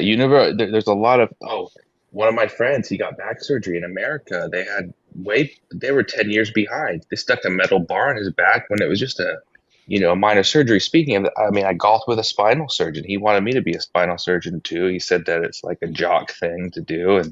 And he was complaining at the time that Obama was going to cut him back if he became president for only $250,000 a year, and explained to me that $250,000 a year as a spinal surgeon is nothing. You can't afford to live, which is hard to believe. It's hard to fathom how that works. Well, I mean, if you look at Michael Sweden, Moore when he went to England and he was talking to the doctors for his documentary, and right. They have nice houses, but he's like, if I want BMW to buy 3 or and 4 Audi. nice houses and maybe 3 or 4 BMWs, that would be a problem. But they make just fine by themselves. They do make fine. They do fine, but again, they're doctors. They go to school for a really long time, and typically when you're sick, you want to be seen by the best. That's why the rich people come to America to get stuff done. Even the rich people that I golf with over here in the United States. Excuse me, anytime you say America, you need to say America. American. We're not talking about just pampering But the top 1% you'll see- of the world to make sure they can get just the best that they can get. They'll always be able to get it. We're talking about making it affordable for the most number of people. Well, I guess I'm trying to say is like worshiping the it's not perfect. It's like, it's funny because like the Canadians I golfed with who would come across the border to play golf, they would, they're in love with Canada. They think that their country is just superior to the United States. And yet whenever they need to get a hip done, guess where they come? The United States. Why? Because they don't want to wait a year and a half, Well, so it's kind of like We would have to get Randolph just because they can afford it. Yeah, if you're great, but what if you don't have that money and then you can get it and can't? Okay, yeah. If there are people in worse shape than you, yeah, they get it first. You might have to wait a little bit longer, as opposed to here, where we auction it off. Who's ever got the highest bidder can get it right now, even if they really don't need it. Even if there's other people who need it more, screw them. You've got the money. We're giving it to you. Yeah, I don't think it's a perfect science. But when it comes to religion, I think it's so important to define religion. I'll be the first one to say I get mad at my Christian brothers and sisters because it is complete nonsense. The infrastructure that we have in this country, especially all these empty churches, for there to be homeless people who are cold at night, it is absolutely inexcusable. And I'm very vocal about it. Every church I go to. Do more. We all need to do more. And on that agreement, before we go, I just want to get our final person in. But we'll naturally go back into open conversation because we are in the middle of, we are midnight ranting on Is Religion Bad for Society? Mark Reid can read. Lovely to have. And Mark, I just have to say, I would, you don't need to thank me, but I did allow one of the pantsless apologists to leave the desk. He normally has to work down here 9 to 5 shift. And so it was an honor to allow Iron to debate you when he normally is working his mouth about doing other. Yeah, you let him out, and well, this is the same guy. So this all originated, if you don't know his story, it's all originated by me going to the Modern Day Debate Discord, which I'm usually hanging around sometimes, like off and on, and he was all over it, saying that I was a terrible debater and I couldn't debate my way out of a paper bag kind of thing. Oh yeah, he was very Mark Reid is complete crap at it kind of thing. So I'm like, well, it's time to put your money where your mouth is and actually have a debate against me kind of thing. So I don't think he's feeling quite as plucky anymore, but that's what happens when you let your mouth do the talking. And he's in his mouth to work right now. If I may say so. Yeah. When the comments are normally, it's 50-50 after the comment section because of how prevalent the flat earthers unfortunately are on dark sides of the internet. And you kind of... Yeah, that's right. Slicey. Slapped him a few times. I kind of did. That's okay, man. I did my best, and I think I held my own. So, but good on him for stepping up when putting his money where his mouth was. He obviously did his best, and I think his best was terrible. And he wore pants, so I mean, he didn't do completely terrible. You don't know that. You don't know that. It was only his upper half, lady. You have no idea if that's true or not. Gavin Herleman. Is that who we're talking about? No. Midnight. This is so much worse. Didn't know there is a new category called pantsless apologists, and so two very specific. Oh, Gavin, of course, is the founder, but it turns out that Iron, while he was on the middle of modern day debate, it turns out he was in a jacuzzi while he was debating. Butt naked. And it wasn't just that you would think it was like, did he do this? No. Like when I guess he was going to dry himself or something, he went butt naked across the screen. He was butt naked. That's not all. Is the stream still up? Why is it? I think it most definitely is. The debate was still going on. Like people were still debating in the background, and he just did a nudie streak across the camera. He also dropped his phone in the spa that he was sitting in, and he didn't move the he didn't literally move the camera by just turning around and actually. What the fuck?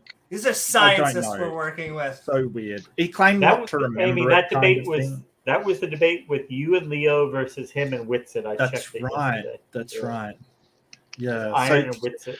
It was great. James was making jokes about how we had to be fully clothed and stuff. It was fantastic. I love James. He's amazing. Behind the scenes, he's such a nice guy. Seriously.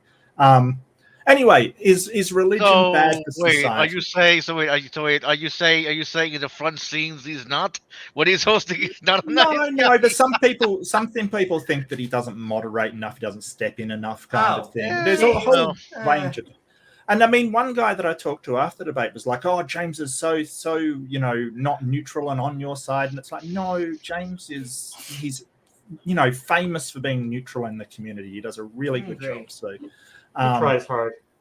he does. He tries really hard. So I won't hear that He's also favoring us bad not as on Mark's true. side. He's a Christian, and so he would Well- probably disagree on most of the subjects. But you put. he's, Unless, I guess he's a round earth. earth. Well, can I tell you something? You say that, but I've Yeah. taken what he said to heart. He said, and I don't think I'm saying too much to say this, he says that many of the people that he gets on there are mean to flat earthers. He says that he sees like a very stark dichotomy. I think maybe that's one of the reasons that I think you were very well handed. I don't think you are similar to me, Mark, if I do say so myself, in that you are neutral to pleasant as you come into the chat, and then as people throw crap at you, you kindly wipe it away, and then you start to throw punches yourself because that's silly. Well, to just stand there. I got my start on this channel. This is where I kind of started off on camera, I know what you and mean. I've learned a lot from you, Amy. Like I think that you're sort of minimizing the impact that you've had on me. Sort of that whole idea of remaining calm and elegant and just I absolutely learnt that. Well, from you do it quite Fantastic. well. Thank you. Absolutely. Like, much love, Amy. You're an amazing person, and I just maybe I haven't sort of said that enough, but I certainly have said that I've learnt a ton off you from just just being around. Flattery will get you everywhere, Mark. No, keep going. And you have amazing hair, and I'm jealous of that too. And See, have but all- Mark, can I just say, all if the I- best toys. if I do say, whenever I say, what do you want to know about atheism being a religion? I'm just like, just look at Mark. It's not a hairstyle. So you Right. are the representative of atheism. Oh, come on. I'm not the only bald atheist out there. There's millions Well, of no, them. that's true. Isn't Matt bald? Matt Dillahunty. Dillahunty's bad. Yeah.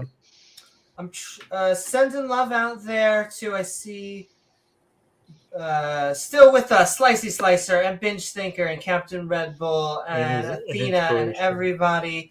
But I just have to keep on saying it. We'll go right back into it. It is, I think you did really well on that debate because He did. you have a foundation of science that is your opener, and then you calmly bat down the things that they say, but then you ask questions. And the people, the hardest to do this with is like the people like the Austins, as much as I'm sending love to Austin, but the people who will not give you, I'll know who. No, let me give you a double love. That stream that I just witnessed, oh my goddess, that EXEO guy, who I don't even know who the, oh my Jesus. Do you know who that guy reminded me of? Who's that? KJV. There are I don't some know who Christians. Oh, you don't know KJV? I did a debate. Nope. She Discord debate. to be honest Discord with you, debate, okay. it's better that you don't know who she is, because she's kind of like a Claire. She's one of those people that talks about who the true people. Yeah, those are the not solution only to the atheist. yes, problem. Yeah. Not only that, but she believes that the original people came from aliens and all this stuff. And you're starting to be like, you know what? Newman. Yeah. Okay, is she related to Richard? Does Richard have a disciple? Maybe. That's right. Her last name may be A Spencer. woman. No. I'm not saying Richard Spencer. I'm talking about Richard Manson. Oh, Richard Manson. Yeah, I don't know. Richard I Manson. don't know. But he's an you said absolutely both. lovely guy. Well, no, I love know, talking to but Richard. Amy. Oh Amy no, mentioned, Richard Manson. Oh no. Richard Manson is the lovely gent. Yes, who's Yeah. No, always I know, very but you calm. mentioned But you yes, mentioned he unfortunately believes in aliens. That's right. yes. Yes. Well, yes. that's what I mean. Like you mentioned Oh aliens, so no, I it was makes like, sense now. Yeah. It's just Well, these guys Midnight. are very interesting. it hurts me Well, because You he's know a it. lovely gentleman. He truly is a lovely gentleman.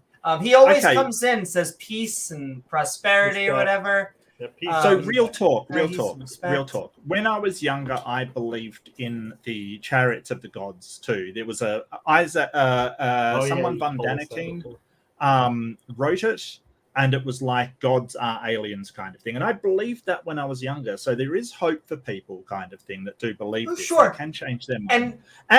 And real talk, you say, oh, you've got a foundation of science. I kind of don't. I never did physics in high school. I never did biology in high school. I've learned everything as I've gone along. So it's not like I'm just you're an gone, well, autodidact. Be proud.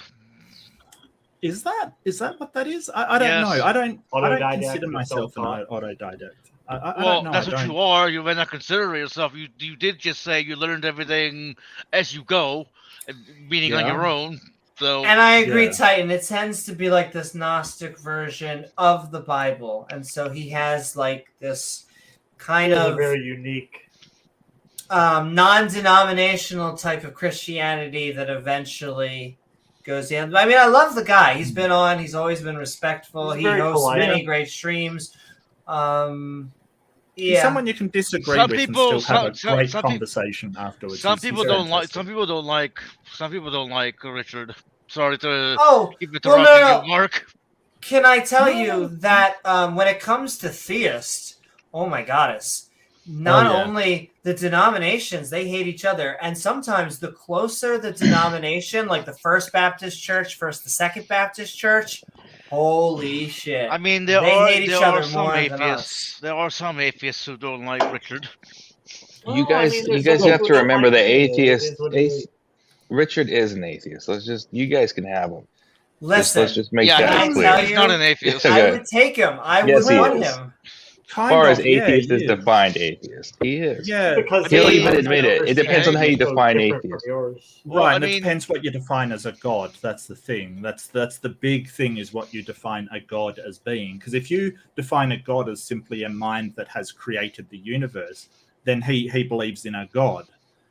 Because but if you define it as something supernatural with sort of properties of omnibenevolence, omniscience, the omnis, then he doesn't believe in a god. So it all Correct. depends how you're defining that thing. Well, Um, I don't mean to cut you off, but I just for the audience No, sake, go he believes that like aliens made the universe or us, which is not a god. So that's incredibly my point. powerful aliens. Yes. Also, we Yes, have a that's- rule that's on this really- channel. I just being want you an to know, Pete, atheist.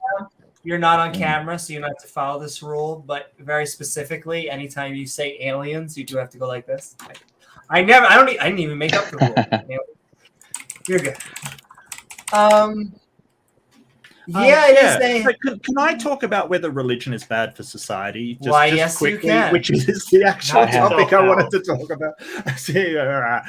No, religion is terrible for society, and Oh, here we my go. point of view. Come on, Mark. Yeah, Give absolutely. it to My us. point of view is any Give time it to that you him. are having the whole point about religion, it's the most tribal of tribalism. It's basically we have a people that is special, that is a class above others special. because of the selection by a god, and that inherently is bad for a society. When we're looking at societies that are well structured and do well, they're societies with equality and equality about them, and religion, it doesn't preclude it, but it makes it difficult to see people on equal footing when you're basically saying, hey, these people are condemned and these people are saved. These are the special people. And we see that time and time again in legislation where every religion tries to push their religious beliefs on others throughout the society because they think that they are morally right. Now, I don't mind if you're morally right because it's good for society. Like if you're advocating, hey, we want to have people licensed to drive cars because that's good for society. The problem comes when somebody says, hey, I want this to happen because my God says so.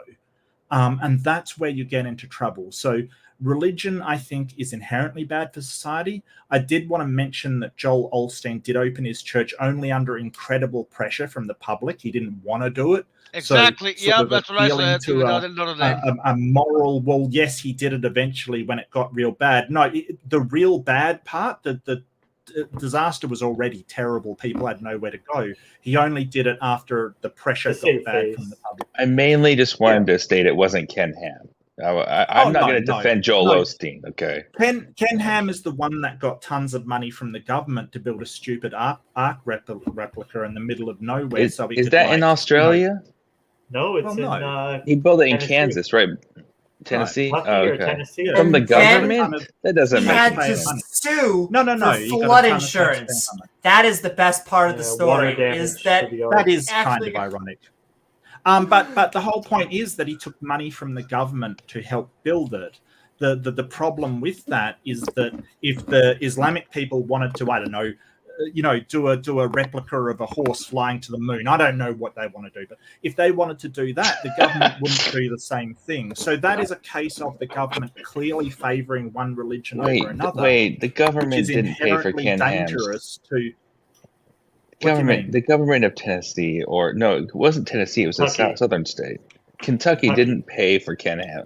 I don't know anything about this, but that doesn't make any sense. They contributed money to building it. Sending love in the Twitchosphere. I just want to send love because it's the first time I've seen them here. To Aristotle Online says equality is not a virtue; it's a delusion. Oh my, spicy! And yet I like equality. I like equality and equity. Sometimes we get into they're like, oh, it has to be this in front of this.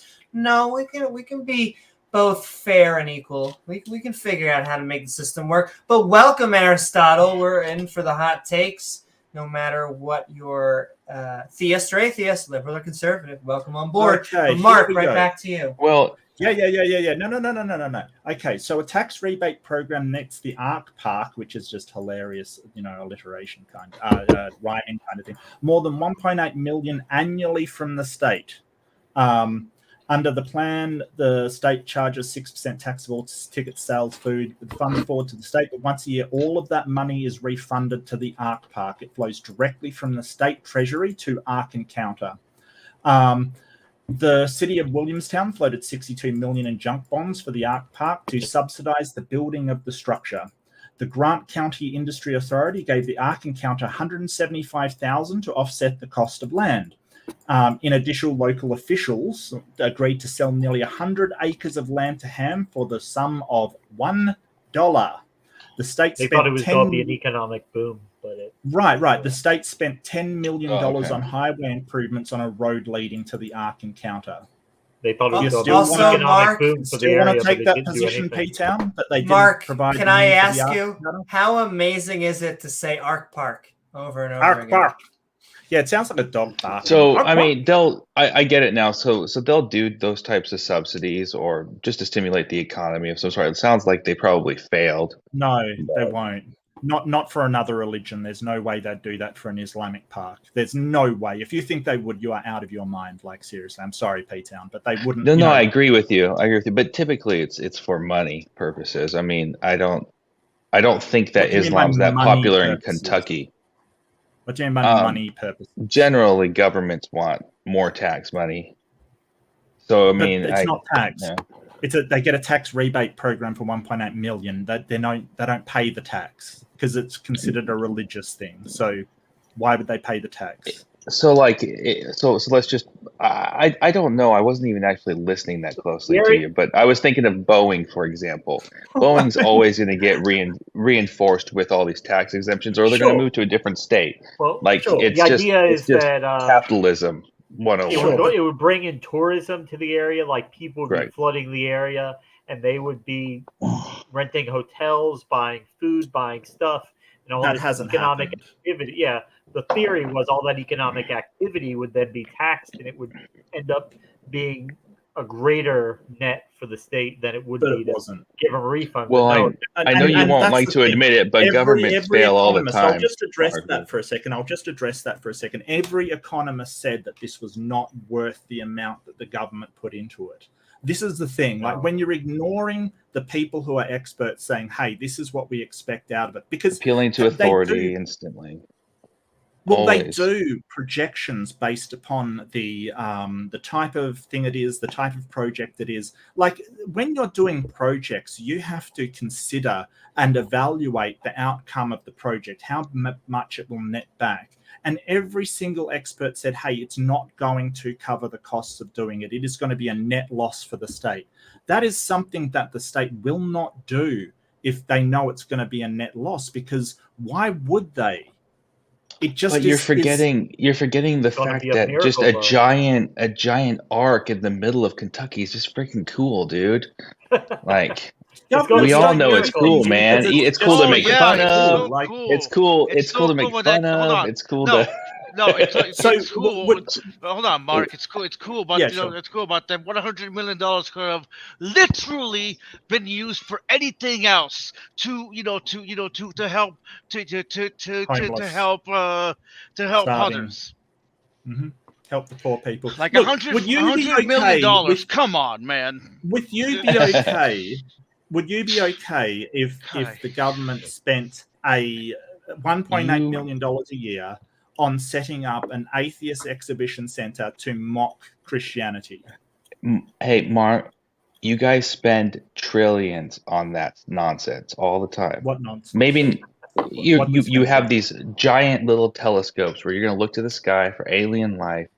Probably pushing $1 trillion now at this point in time. Well, that's not how much. So Sure it is. Sure it is. So I'm going to interrupt. It's still your. I'm going to interrupt both of you, all of you. So it's not P-Town, religion. It sounds like you wanted to ask Mark one final thing, or Mark, you wanted to say, or if not, okay. And then after that, I'm going to interrupt you again. So look forward to it, because Disciple Day wants to say something. And sure. Okay, so I want to know if you're willing to give up your technology because it's a religion. If science is a religion, are you going to dump all your technology that was a result? Do you want to dump all the technology that Christians played a role in providing for you? What did they do with religion? What did they pray for and suddenly turned up? Well, you're the one who brought up technology. You want to ascribe technology to be an atheistic thing, like my cell phone or electricity or. Well, why did you say technology? Okay, so you're misrepresenting me. Okay, so I'll explain. I may have misunderstood you. I apologize. If science is a religion, what I am saying, I'm not saying that atheism hasn't produced anything in the way of technology. It just hasn't. It's a position on a stance on a proposition. It's not there to produce anything. What I'm saying is that science isn't an atheistic endeavor. It is what we all do. There's many Christian, Hindu, Islamic scientists out there doing really good work. But if you're saying, hey, all of these scientific things are atheistic, well, then if that's a religion, then why are you participating in the religion of science then? Why do you have the technology that science produced if you think it's a religion? Okay, again, did I miss something you added at the end? That technology is you're ascribing you think that science is an atheistic thing? No. It's not an atheistic thing. At the end, many people of many different religions participate in the scientific. Okay, so we're in agreement. Okay. And good on that agreement. Disciple Day. Science isn't a religion. What are you talking about? Then all of these telescopes you're referring to are not religious buildings. They're scientific ones. I don't know what you're talking about. And I'll be able to go back to that, or both of you will. Sure. Disciple Day. Oh no, I actually like the spice in the back and forth. But Disciple Day, did you have something to say?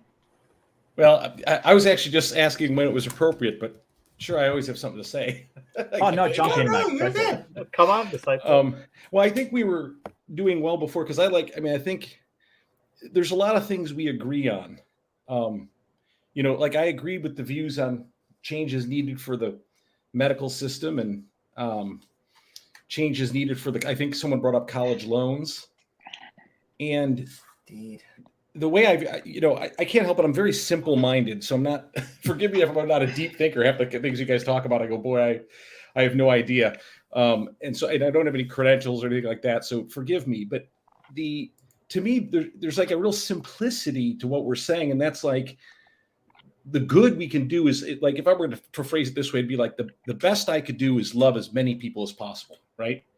Like that's the ultimate goal. Love as many people as possible. That's the idea. That's why when we see people hating people from another race, it's evil, because we need to love as many, or a different sexual identity, right? And they hate them, and you go, no. The whole idea is we should love as many people as possible, and I think we're agreeing there. Some people may feel uncomfortable phrasing it that way because we get into this question of what is love, right? Like where, baby, don't hurt me. Yeah, exactly. Don't hurt me. I was thinking that as well. God damn it! What is love, baby? Day, yeah. Well, Cyborg, I mean, I think that's a really noble idea, and I think it's a really good idea, and I agree with you. But when we're sort of talking morality and things we ought to do, we're sort of saying what actions ought we take. So right. What would a practical implementation look like to you? Well, so I'm starting with the agreement of we. So here's what's interesting. Like we were talking about greed and hatred, those kind of things. It's like in general, and yes, we know there are people out there that none of us would agree with, but we know greed when we see it, right? Because the idea is someone loves money more than they love another human being. And in essence, what they're doing is loving themselves more than another human being, right? And so we know it when we see it. And so we're kind of talking today about what's the best way to love one another. And I agree. Like, how do you play that out? Well, the problem, I think, why I would say emphatically, is that the right word? Like I said, I'm not super educated, but no, that religion is not bad for society, is because I think we have a pretty good idea now that people will not operate this way naturally, that it goes against our nature in some sense, because if you're making the claim that religion is hateful or bad or somehow oppressive, and you're also making the claim that people created it, well, you have a problem right there. And you're like, and so the same problem, the same people are creating, let's say, another system to replace the religious system. And I think it's maybe a fallacy to think it'd be a better system, right? We have no reason to believe it'd be better as far as globally and over a long period of time. And so again, I'm not trying to disagree, because I think we would agree that a good message to the world is love as many people as possible, right? And like, at least that's how I want to live my life. So that you may not agree. And so how do we love people, as many people as possible? Like what rules do we make? Because I think all of us recognize it needs rules. I think someone who's truly thought through like an anarchist position, you just wonder, right? If I wouldn't want to live in a neighborhood with no rules. I don't think you would either. And chances are you wouldn't survive in one unless you were the ultimate alpha or whatever, it may play out to be, because we'd revert to animals. Right? Because that's Teen Wolfe. Yeah. Well, that's our claim, right? Isn't the claim we're all animals? And right, that's the idea. We're all animals, and like left to our own devices, we think we would somehow become. Can I make a comment on that? Yeah. Because I agree with a lot of what you're saying, but I diverge. Yeah, not that I wouldn't say I diverge. I feel like I can alleviate fears, maybe, because one of the things we get often is, you believe in survival of the fittest. So why aren't you just going out there and killing people and surviving? Because you're fittest. And that is exactly, because that's fucked up. It not only is it fucked up, but it is also, it's a misuse of the term. In some way, yes, that is a way of having survival of the fittest, but there are multiple ways. Being fit just means passing one's genes on. It doesn't actually mean beating everyone else. And so you don't have to have zero-sum games. You can have cooperative games where you're working with everyone and pushing your genes forward because you have worked cooperatively. Disciple, there. Are you a Christian? Yes. Okay. And when I say survival of the fittest, so I understand it as there's individual and collective, right? So there's survival of the fittest, meaning me, literally me, and how I am in this world. And there's also the human species, right? There's there's the human race, then Sure. there's the animal kingdom, then there's the world itself, and so. Or I But agree with many buckets. There's more there's better survival in a tribe. But I think again, the whole problem we're wrestling with is, on the one hand, saying we are animals, right? And on the other hand, I'm not disagreeing. So I'm saying, so we're going to somehow overcome our human nature. Well, that by definition requires supernatural, because we're overcoming nature. No, it doesn't. It just requires psychological. So I hear two people who want to hold on one just second. I want to attack this. No, you can. I'm gonna. So to go back to one of their point, we're gonna have order. So Mark's going to make a statement. Midnight's going to make a statement. I know I want to make a statement. But then we really do have to let Beamsy in, who is a theist, I think, in some sort. Or maybe. He's pagan. Won him over. Pagan. But Mark. Yeah, so I think here that we're misunderstanding what we mean by human nature, because there's a lot of things we have from our evolution that are human nature, and being loving is one of them. Empathy is a trait from evolution. We work together because of empathy, and it is one of the tools in our toolkit, as is things like anger and hate. So it's more making decisions based upon outcomes that we want for our societies than, our nature is to be brutal and stuff. We can be very loving as well.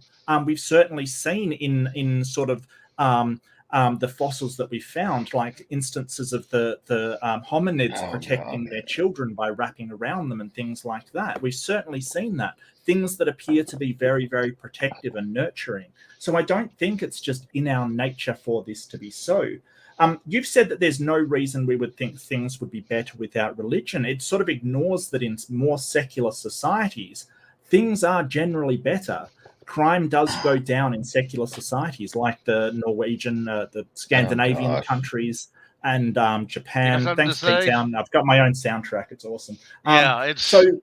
And just one last thing: the anarchist position, and I'm not an anarchist, so I don't advocate for this. But the anarchist position is not that there is no order to anything, right? So anarchism is just basically there is no executive function of the government. You can still have police, you can still have legislature, you can still have judicial, you can have all kinds of things, just no executive. And that's very important because there's multiple different forms of anarchism, and only very few advocate no control and no order in general. Just to make that clear. I will let P-Town Disciple Day. You got 30 seconds to a minute if you want a response. And then the only skeptic who can respond is Midnight Sparkle. Go ahead, Disciple. It's you and Mark. I think he's actually. You were very. Hold on. P-Town. You were really chatty with. You were very chatty with Mark. I didn't know. Something. Oh God. I didn't know I left my mic on. Can you forgive me? Do you guys forgive people? I'm not sure. I can't. Where do you find that in the fossils? Where do you find forgiveness in the fossils? Oh, Mark? I'm sorry. I'm sorry. We saw a monkey embrace the sun, so therefore us atheists do support love. I think we saw some hominids holding their babies, so as you can see, we care about each other. There's proof. You genuinely scared me, dude. I'm glad to be me. So, I am. Do you think that the early hominids didn't care about their offspring? What? Do you think early hominids didn't care about their offspring? First, no. My point is that you're making the tie to human nature just because you found some monkey bones in the dirt, dude. What are you talking about? Okay, well, I'll explain. A lot of our impressions of the early hominids, like Cro-Magnon and things like that, had them as being brutal cavemen. They were no sort of structure, no sort of art, nothing like that. The way we look upon, what we knew as cavemen, brutal cavemen then, is actually quite different. They did seem to, by the things that we have found around their camps and the the tools that they'd made, they had quite an intricate structure and did care for one another. I think there was a Homo africanus that was found with a broken leg that had mended, that had healed. What that tells us, because that doesn't heal on its own. If you had a broken leg back then, you would have died. What that tells us is somebody cared for that You have to be hominid. careful. Yeah, somebody actually cared for them, got them food, got them water, which shows a sort of compassion that we didn't realize our ancestors were capable of. And now sort of our ideas of what is in human nature has kind of changed. I think what it shows is that us humans have a really great imagination. Disciple, I don't want to take up all your time. Well, I mean, I didn't make that up. I read it in a sort of, science journal. I agree with you, Mark. It is insightful to go find that there's some, I don't know, would you say pre-hominid bone where the leg was healed. Well, it's just a but hominid. Sure, a hominid. Okay, where you think that led to the evolution of man. I think that it's insightful that we looked at these bones and said, "Oh, look, there's a heel on the leg." But to generate this whole theory of evolutionary psychology based on that, I think is a stretch, honestly.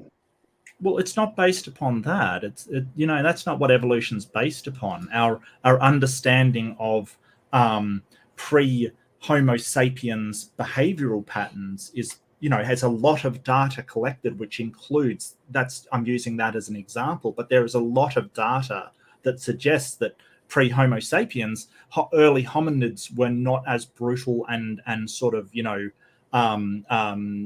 just crude and unsophisticated as we first thought they were. Right. That's all I'm saying.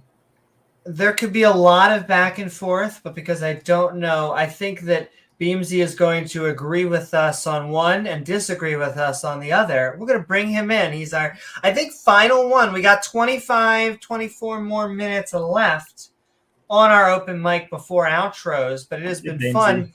Beamsy, we are midnight ranting on Is Religion Banned for Society? What are your thoughts about the subject or anything we've been talking about tonight?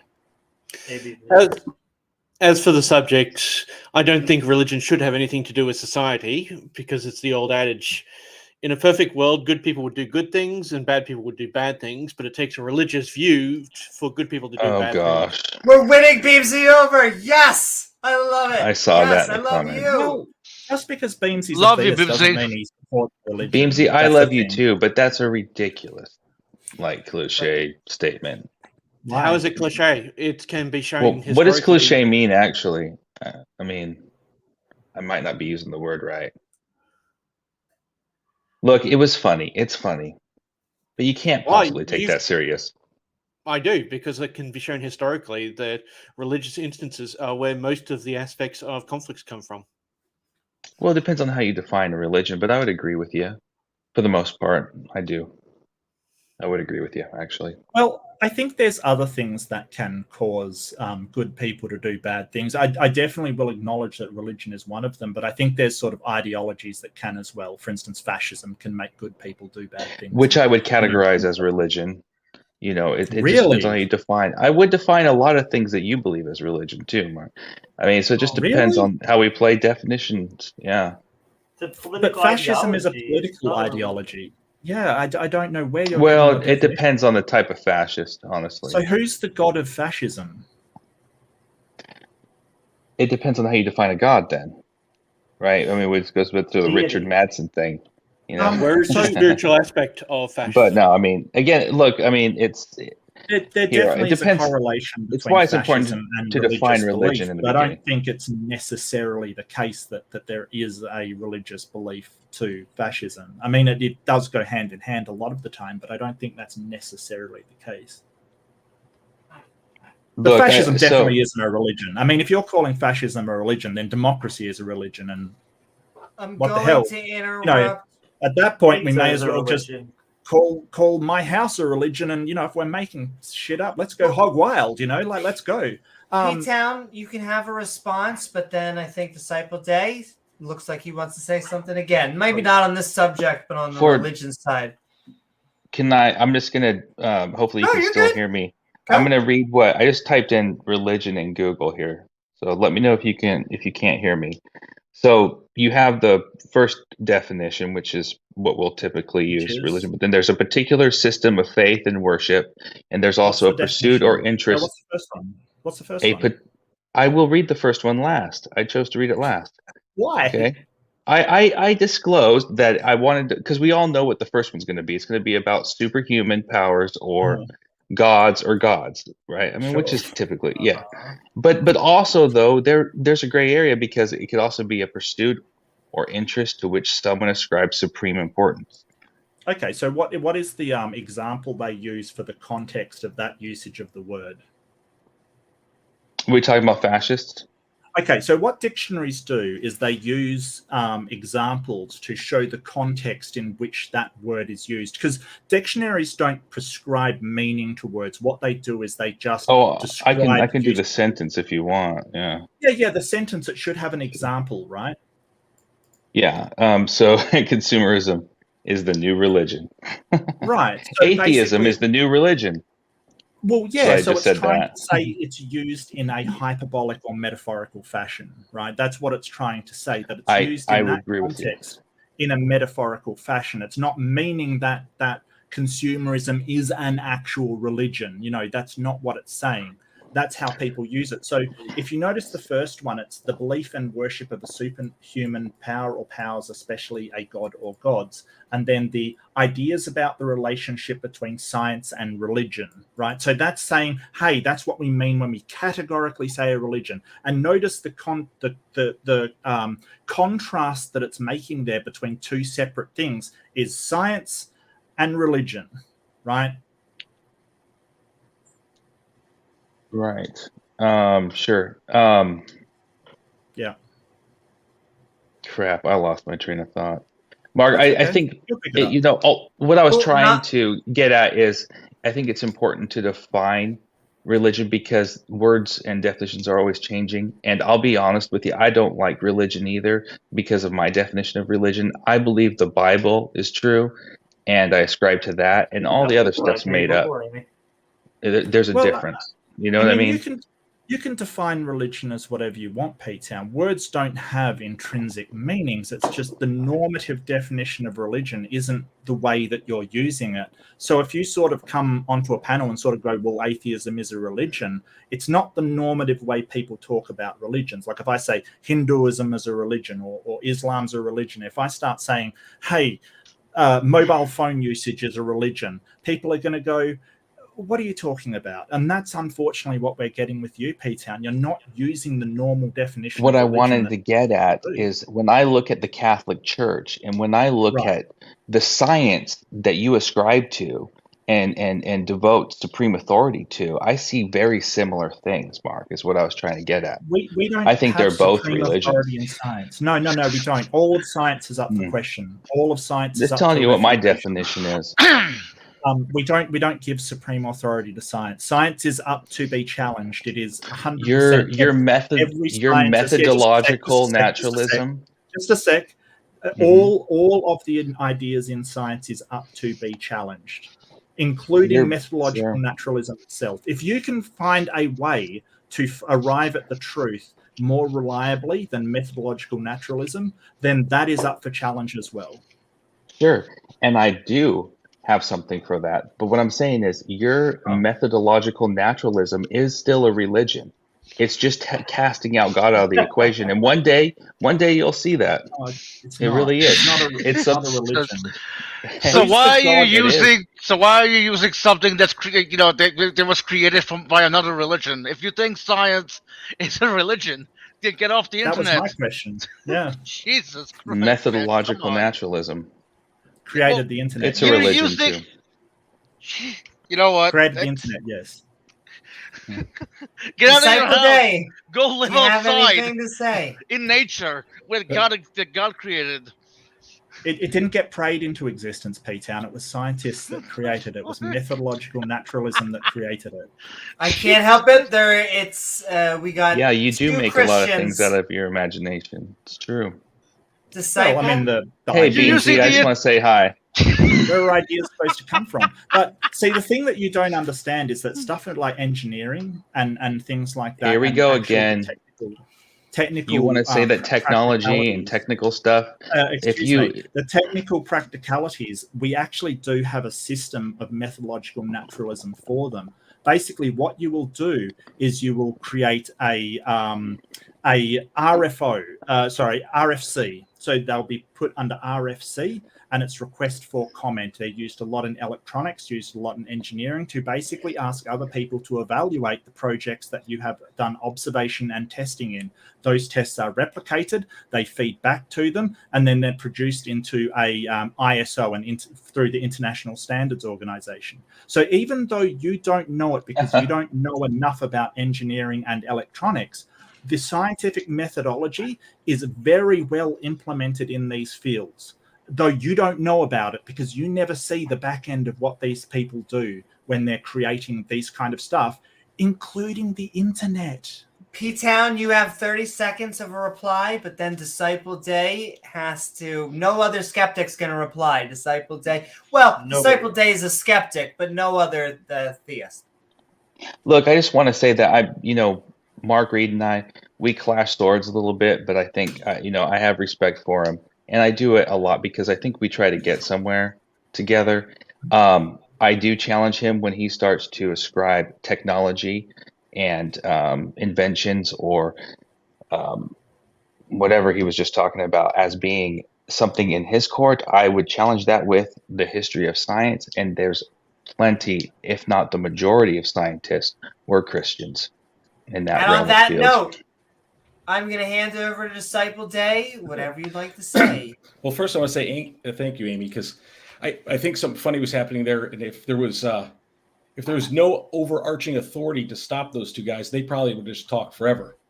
So it took you to come in from... But I love both of them. It took you to come in from the outside, right, as an authority and get them, because otherwise they would have gone forever. I find it interesting. See what you're doing there. Yeah, it is interesting, though, isn't it? Because... Mark said, hi, nice to meet you, Mark. By the way, good to meet you. By the way, your brain is intimidating to me. I'm not flattering. I mean that seriously. But you said theological society over time has been pretty nightmarish. And I agree. I think that's, for me, that highlights the point. I think for you, it highlights a different point. For me, it highlights, I think you stop at the point of, so religion is the problem. And again, I'm just saying people are the problem. So we're just putting the problem in a different place. Like you're saying the religions, and I'm saying, no, it's the people. And then I'm saying, actually, based on your position, it's the people who created the religions, proving the people were the problem. And I think, no, that's not my position. So I'll just sort of I'm not saying your position says it proves religion. Well, something I said at the very start was that tribalism was the problem, and I just see religion as the most extreme form of tribalism. That's all. So I'm not saying that there aren't other problems that religion doesn't cause. Like, I'm not saying that at all. Didn't humans do the tribalism? Sure. So that's the point. Is like, so that whatever we replace religion with will be done by the same tribalistic humans. And but if you say tribalism is part of our nature, well, then we must overcome our nature in order to get rid of tribalism, right? Never said that. No, I'm not saying you said that. I'm saying if tribalism isn't part of our nature, then it's something we created or we fell into, or however you want to explain that, right? Something humans are part of. And how do we get rid of tribalism? But if it's part of our nature, so I'm not saying it's part of our nature, but if it's because, well, we didn't create tribalism, it's part of our nature, then we would have to overcome our very nature to get rid of it. So that's what I'm saying. So again, very simply put, I don't think the religious system religious society was the problem. I think the people are the problem. That's my position. And so I think wherever you have people, you're going to have war and greed and chaos and strife and depression and great joy and love and all these things. I think you can't get rid of. So I think now I understand that the idea is better, right? How do we get better? And so maybe eliminating religion takes us a step closer, but it doesn't. Again, over periods of history, you don't see that being the case. You could talk about modern history in some societies, but the problem is you can't invent for them a world in which religion didn't exist. In other words, whether they practice a religion or not, they still live under an existence of religion and the impact of religion in the society. You can't erase it. And so the answer really truly becomes, we don't know. But again, I'm just making the simple claim the problem is the people. And I think we identify it. The problem is not, the problem is greed. It's hatred. It's all these things we talked about. And can we get rid of, so for example, can we get rid of racism by getting rid of what? What do we do to get rid of racism? Because it requires the change of a heart. And it's like, so again, is racism natural? So are people just racist and we need to overcome our natural racism? Or was racism introduced into the society by the very people, again, not the individuals, who were planning on, were saying, well, they can fix it. And so for me, and then I'll let you go, and I understand, I'm not expecting you guys to agree with this, right? But no, I think there's a fundamental thing we agree on, and that is the idea of love, and you can define that differently than me, baby. But it's like, and for me, that is what I see in the Christian faith. And we can talk another time about how that boils down and the God of the Old Testament and what it really, what and hell and all those kind of things. But I'm going to avoid that now and say we can agree on the point of love. Like, I don't think many people would argue with me if my platform was, here's my religion. My religion is to be the most loving I can to the most people I can. And you don't need to look for where my God is, let's say, but this is based on my God. So, because if you open up the Bible, you may go, well, here, look at this. Okay, but so that's not what I'm saying here today. I'm saying my belief based on what I believe from my God is that I need to be the most loving possible to the most people possible. And I think that's a pretty noble task. And so if religion were defined by what I believe, I think we'd be okay with it. And so, again, you can get into nuances. Well, do you believe in imposing laws? Well, we all do, right? And so we get back to those little things. Well, where does the line draw for you? It may be different for you, right? You may draw the line here and I may draw the line here, but and we can both be motivated by love, and then working through those conflicts. But I think to say religion, I think it's just a mistake, because I think the ultimate reality is, and sorry, Amy, I know you didn't like that word before, but it's the people. And I think history has shown us time and time again that the problem is people. And that's what I believe, that from my God, is that people are the problem. And there's no fundamental way within ourselves to fix ourselves. But there is a way. And so we could talking about that is another time. I have so much to say to what you just said. I got to address. Mark's going to be jumping in. I mean, I don't think that tribalism is part of our nature. I think it's just one of the many competing urges that we have. I think you're oversimplifying when you're sort of taking these abstract concepts that arise from the way that we interact socially with each other and sort of saying, well, that tribalism is in our nature. I never said that, and I don't think it is. But I do think that a social adherence to other groups in order to protect ourselves is something that may have served us well in the past, does not serve us well now. There are a lot of these things, like our fear, our fight-flight response, that might have served us well in the past, does not serve us well now. It's very, very a massive hindrance to us. There's a lot of these things that are sort of left over. And good night, Pat. I absolutely agree that people are the problem, but when you're making a society of people, there's no way around that. There's no way to sort of go, okay, well, let's get rid of the people. So what we have to do is look at a system of morality, to look at what we ought to do, what people ought to do to make this society a better place. And you're sort of talking about your religion is sort of just love, and that's fine. If that was all that religion was, I wouldn't have a problem with it. But that isn't all that religion is, unfortunately.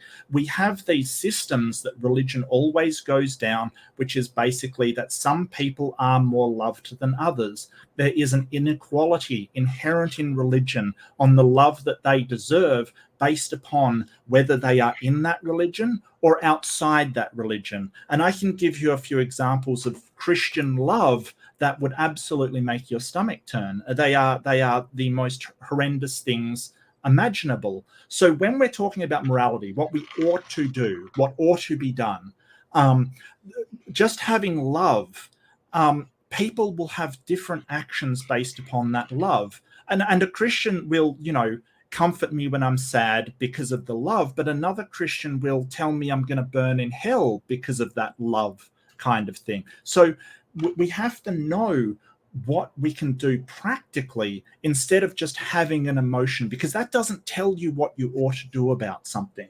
And sort of so motivated by love, yes. And if that was all that religion was, great. It would probably look something like, Jainism, which is probably the least problematic religion in the world.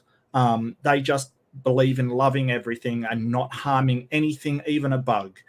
But the problem comes that religion always separates those who believe into those who don't believe, and the ones that don't believe get less love than the ones that do, and that's a problem.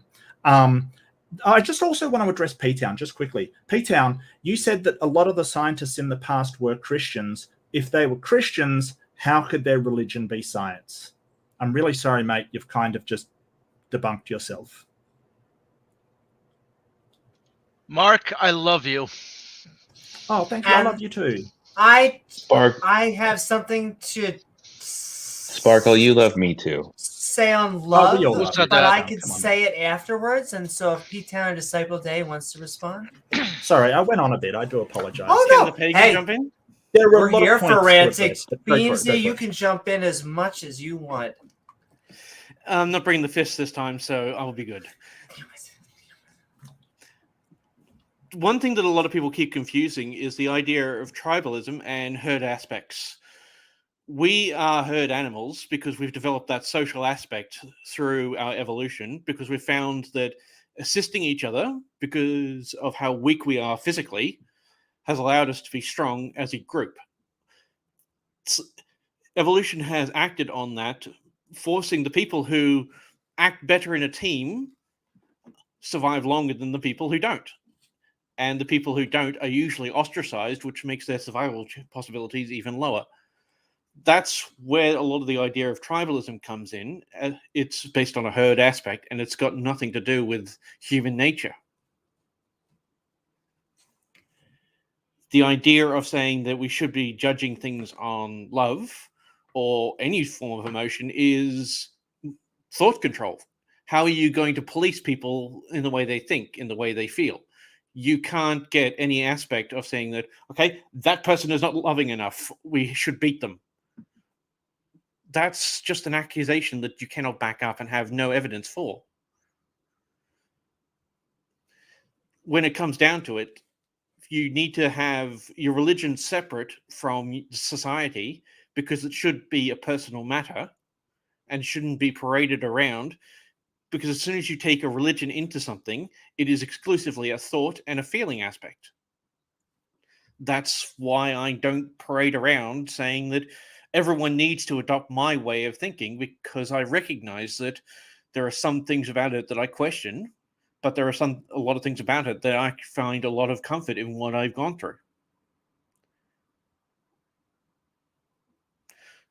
This is why I say that religion is harmful for society, because it blinds people to the aspect of them and us. They think that they're doing the right thing by excluding others. I 100% agree. I'll keep on saying it. It sounds cheesy. We learn it in literally every Disney movie. But like, what makes a family strong, whether it's blood or the found family, is the people who do good things in your lives and who are there for you and who you care for. And I agree. Yeah, you don't need the tribalism. You don't need the. As far as I can tell, all these labels that some are useful. I think some can give meaning. Though I'll do want Midnight Sparkle to say something, and then Disciple Day or P-Town, and then I'm going to give a final thing on love. Well, okay. I'll agree with Bimsy 110% more than you. But there were so many things said by Disciple Day and P-Town that could take they would require 20, probably 100 streams, or maybe a collection of various streams to actually talk about and just unpack. I just, That's the okay. simple. More streams incoming. Well, I don't know how many runes. Never mind. We'll talk later about the. But it's like Disciple Day. Disciple Day said that we don't. Correct me if I'm wrong, but you said we don't have the capacity to change ourselves to, like, what did you say, Disciple Day? I said if, and I didn't say anyone was, but I said if we're claiming that something is in our nature. So in other words, meaning biologically set in us, or however you want to define it. I'm not educated enough to really put it into good words, but let's say biologically predetermined in us or defined in us, then how could we overcome that? And if we, and so my point was, and I'm not saying that's the claim. That's not what I'm saying, but I'm saying if the claim were, let's say we have this is in our nature to protect our. Oh my God! Go ahead. Pity. Well, no, I got distracted. Thanks, Amy. I'm sorry, I couldn't help it. I have been asked cat. once in a very serious debate if I have ADD. We're talking about. Yeah. Damn it. So Anyway, right back to you. ADD. I have indeed. So again, go ahead. Sorry. Well, okay, you said if we have. If we have human nature, then there's no way for us to control it. But there are many things that that humans, they probably, everybody on this panel. No, not probably. Everybody on this panel feels every day, right? They have urges, they have everything. Yet they're able to control. Yet they're able to control themselves. Like, how do you explain that shit? Wax on, wax off. I don't know. I'm just ranting here, but it just. That's okay. Name of the show. Well, fair. And you did steal my name, Midnight Ranting. Excuse me. You are just the mascot, I think, probably. Fair enough. So. Fair enough. I'm the mascot. But we're actually about to go to outros, and which that's fine. I just it's. Did you have a final thought? I don't also want to cut you off either. Well, I will just say that Disciple then. You know what? Never mind. We'll just go. There's too much to talk about. You're like, of course I could talk about it for many, many hours. Yes. I just want to because I tend to not do outros, and so I just want to say this beforehand, because there was a few points. I guess you're right. I think that when people come to me often and they say, not only is my religion love, but they'll tell me, like, my God is love. And so I can only help but like those people, because I kind of understand what they're saying. I think that it gets weird when it becomes enforced love. Not saying that any theist on here, Team Freedom, would want that, but I think that's kind of what Beamsy and I think Midnight were kind of emphatically agreeing about, is that love is just one metric. And so you don't want love, for instance, from psychopath and mass murderers. You want love from good people like you guys. And you're good too. Call me. No. No. This is Team Rational Skepticism and Ranting. I guess I also agreed with, like, sometimes you need an authority. I think that we delegate authorities. So, for example, we say these people are going to be policemen. We're going to train them to be individuals in which they have a not only a set of skills, but they also, if we commit a crime, to take us away and blah, blah, blah. It's part of the civilian contract, just like we do with judges. We say that this is a authority figure who hopefully is doing the best of their ability to make a judgment. I would highly change our system that we have in America. I think it just promotes crime, not the judges or the thing, but the being stuck in poverty. If you have a system that keeps you stuck in poverty, but that's a totally different subject. And so, I what you were saying, I'm not an anarchist. What you were saying, I find myself very moderate. I find myself, not that you were saying we were. I think that there's a good reason. Yeah. Well, I find that I keep on catching kitty. Keep on catching kitty. This cat is the definition. Have you ever seen that poster where it was like "Hang on, kitty"? And like the cat is just hanging on. I think it was from The Simpsons, if anything. I don't know if it's an actual poster. What is up, Nick? But sending love to Nick in time, on time. Oh, what the fuck? Nick's also one of those. He believes that God was real. I'd be okay with a God being real if it was the actual nice, cuddly, bubbly, like. You had me all wrong with the getting loving. Gay stoned. It was supposed to be you get gay stoned. They had it totally wrong back then. I'm just not a fan of Yahweh. But hey, maybe I could be convinced otherwise. But my I guess the long and short, I want to get me back to love, and then you all will be able to say whatever you want about it. Is that greed? We shouldn't eliminate it because sometimes it's good in like making of a product, making.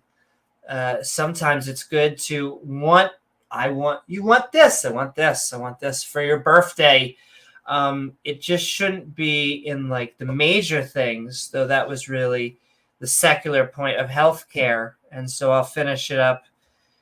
How to be good. I keep on saying I'll finish it up, but just now I'm realizing like midnight, I only have 1 or 2 points that we could go over. And so besides that, yeah. I think that it has to be up to us to be good authorities, select experts like scientists and judges, and, well, lawyers are a whole different business. But a little bit of greed in certain subjects while understanding what subjects we should not be greed in. Thank you, Aristotle. This is my version of a outro because I can't, you'll notice that by the time it comes to me, I want to be very neutral. The original poster featured a black and white Siamese. I had to get through all of these or I'd feel bad. Kick your ass. What's that?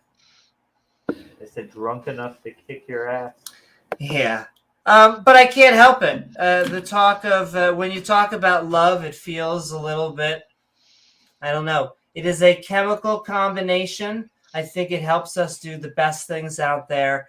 I think that if you're telling me that it is a religion, I like it, only that I still think that we should be trying to base things on rational empirical evidence. However, P-Town, Disciple Dave, Midnight, Beamsy, Mark, James, they're all going to be able to have... That's right. Though I'm seeing that in chat, though not 420 yet, and so that's my tradition. And okay, we're going into our outros. And we have Mark, who was the latest to join us, so he is the first that is going to be heading up as we have been midnight ranting on is religion bad for society.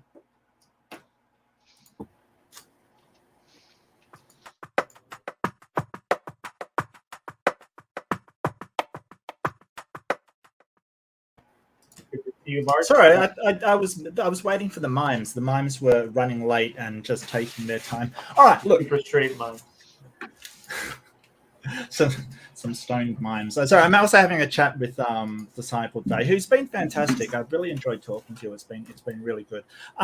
So, and one of the things we're sort of talking about is morality. Like, how do we decide the actions that we're taking? Not necessarily sort of, we can all say, hey, we love these other people, but it doesn't actually tell us how to behave towards them. So if we say, hey, we're still going to love the people that are sort of, addicted to opiates, for instance, and they're doing terrible things. Some of them, we're still going to love them as human beings. Sure, I'm all aboard that. But that doesn't actually tell us what we should do about the problem. What we want is a system of morality that will say, hey, this is how we implement it so we can get the best thing for society and the individuals involved. And I've got a system of morality that I subscribe to called meta-ethical relativism that sort of provides a framework for getting well-being as the major focus for the moral system. My problem with religion is it usually works upon divine command theory, which essentially, well, moral is anything that God says is moral. And so a lot of the time you get these people who look at the Bible and go, well, if it says that this is moral to stone whoever or kill your child if they're misbehaving, they take it that is then moral. And to me, that just isn't so. So, and the other one is deontology, which is sort of more around what is intrinsically moral to the universe because a deity said it was. The major problem with this is that going forward, and don't get me wrong, religion may have had good moral pronouncements in the past, but we're not in the past anymore. We're going to the future, and in the future, things will arise that a book or a religion will not cover. Genetics, cloning, mining asteroids, consumerism of resources on Earth. There's a ton of things. Artificial life, sure. Absolutely. There's millions of things in the future that we're just not going to be able to apply a sort of old morality to. It's just not going to be possible. And then what it will come down to is what individuals think that the religion is saying. They're going to say, hey, well, what does this religion think they're saying? And what happens is that the people who think their religion is right move into tribes, call each other heretics or whatever. And I really want to say to Disciple Day, there's absolutely nothing wrong with loving your fellow humankind. Nothing at all. It's a beautiful thing. I think you're wonderful for doing that. I agree with Amy. If that was the only thing going on, it would be wonderful. But unfortunately, this is life, and that's not the only thing going on. There's people out there who think that atheists, for our own good, should be killed and sent to hell, for our own good, because they love us. This isn't a joke. This is a guy in Egypt just got locked up because he made fun of the prophet in a debate. He was seen as, insulting to Islam, and now he's locked up for simply disagreeing with somebody. This isn't a trivial thing, and this is what religion does. Faith and belief and theism, your belief in a god, is different than the structure of religion. And the structure of religion is not good for society. It just isn't. It's because they have special people whose interpretation of their work is automatically correct, regardless of the outcome it has for our society and the individuals in it. And that's why it's bad for society. Thank you. Thanks so much, Mark. Hopefully, hope you're able to catch my debate tomorrow. Sorry. Hey, don't you have a debate coming up, James? Tomorrow. I'm sure it is tomorrow. Okay, beautiful. Yeah, I've booked my debate.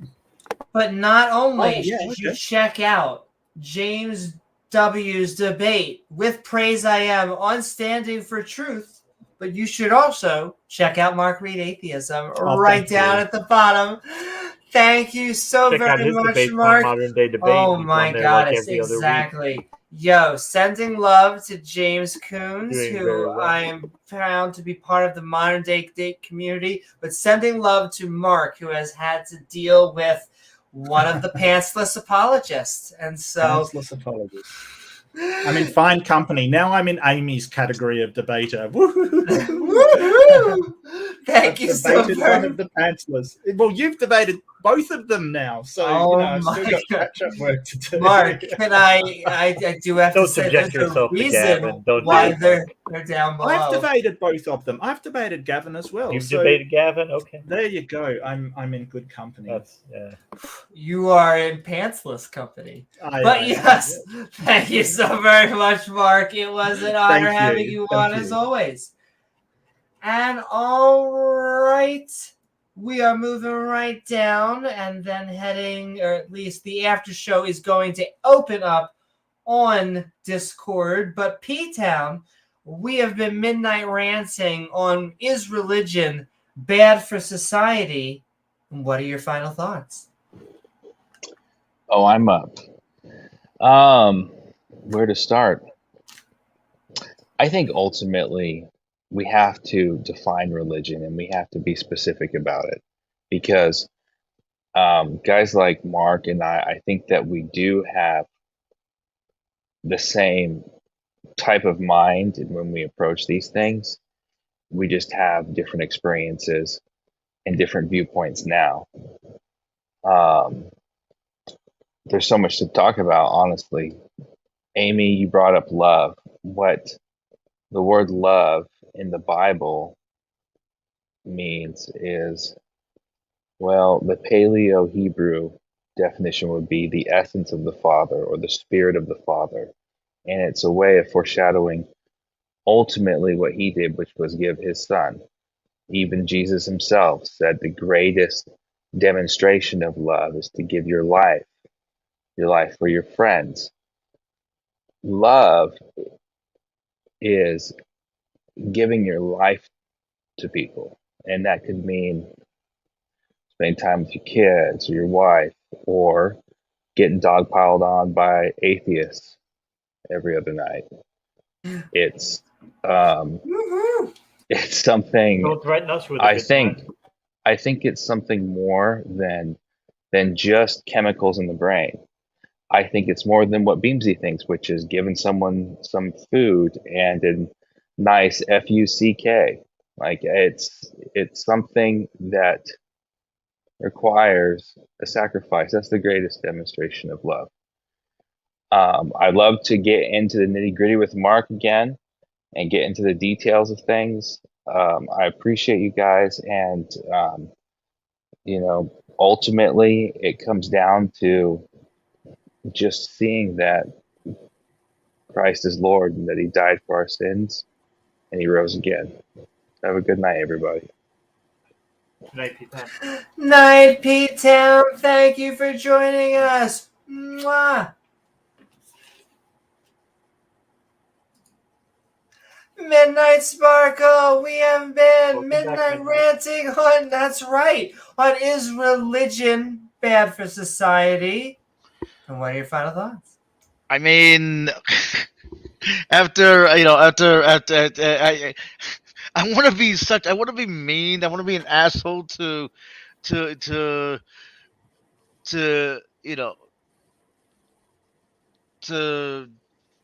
damn it, I can't talk.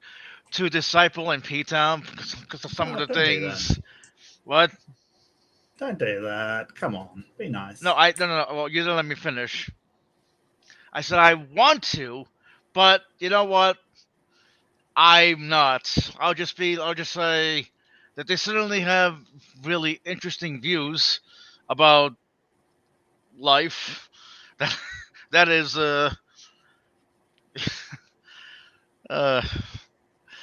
yeah. Bottom line, I do think that religion has its good uses, right? It's done some good. It's done a lot of bad throughout history.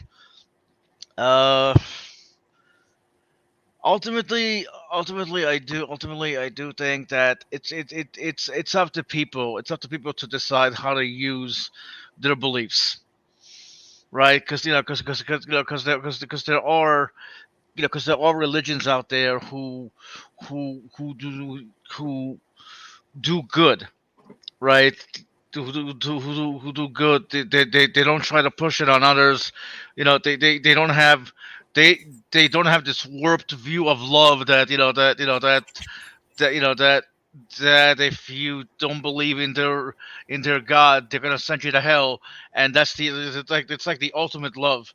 Like, we love you, but we love you, but you know but we're gonna kill you to save your soul because I don't know you're you're the wrong skin tone, or you like you like you love you music. love the same sex, or what it's oh, you know what I mean? It's a mercy, like we're mercy killing you, like we love you, like, dude, what the fuck kind of stuff is that? Like, it's I don't know. I guess I'm done. I'm Thank you, sorry. Midnight. Ooh, no, not at all. Thank you for being here, Midnight Sparkle. Yeah, well, thank you for having me, you sexy host.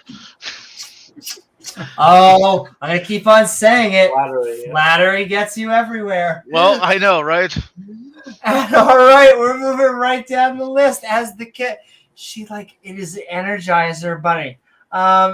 Disciple Day, this is what is up. We have been midnight ranting on his religion banned for society. I got to share a terrible thought. My thought was, flattery gets you. What'd you say, Amy? Flattery gets you what? Flattery gets you everywhere. Yeah, I was gonna say flattery gets you everywhere, but too much flattery gets you a restraining order.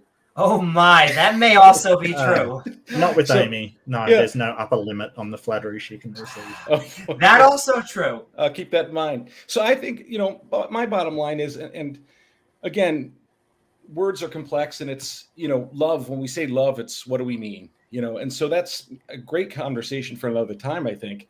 And I can more clearly define at least my personal position on it. But I think, so some real quick things is, we talked about, I think we all agreed people are the problem. I mean, I don't remember anyone saying people weren't the problem.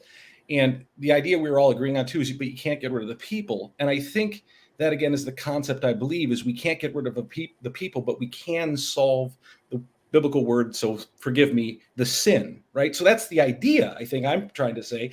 Like, and I think there's a flaw in the thinking of, like, if you get rid of money, have you gotten rid of greed? I don't think so. You may think so. I think it just appears in another way. If we get rid of pornography, have we gotten rid of lust, right? Or whatever I'm not saying it's equating these things. I'm just making examples, right? And so we ultimately come back to the same place. And I'm saying getting rid of religion does not get rid of hatred, violence, none of this. And I think it's false thinking to think, well, if religion weren't in place, this wouldn't have happened. Well, you may have a specific event that wouldn't happen, but to think there wasn't a bad event in its place, because again, it was the heart of the person.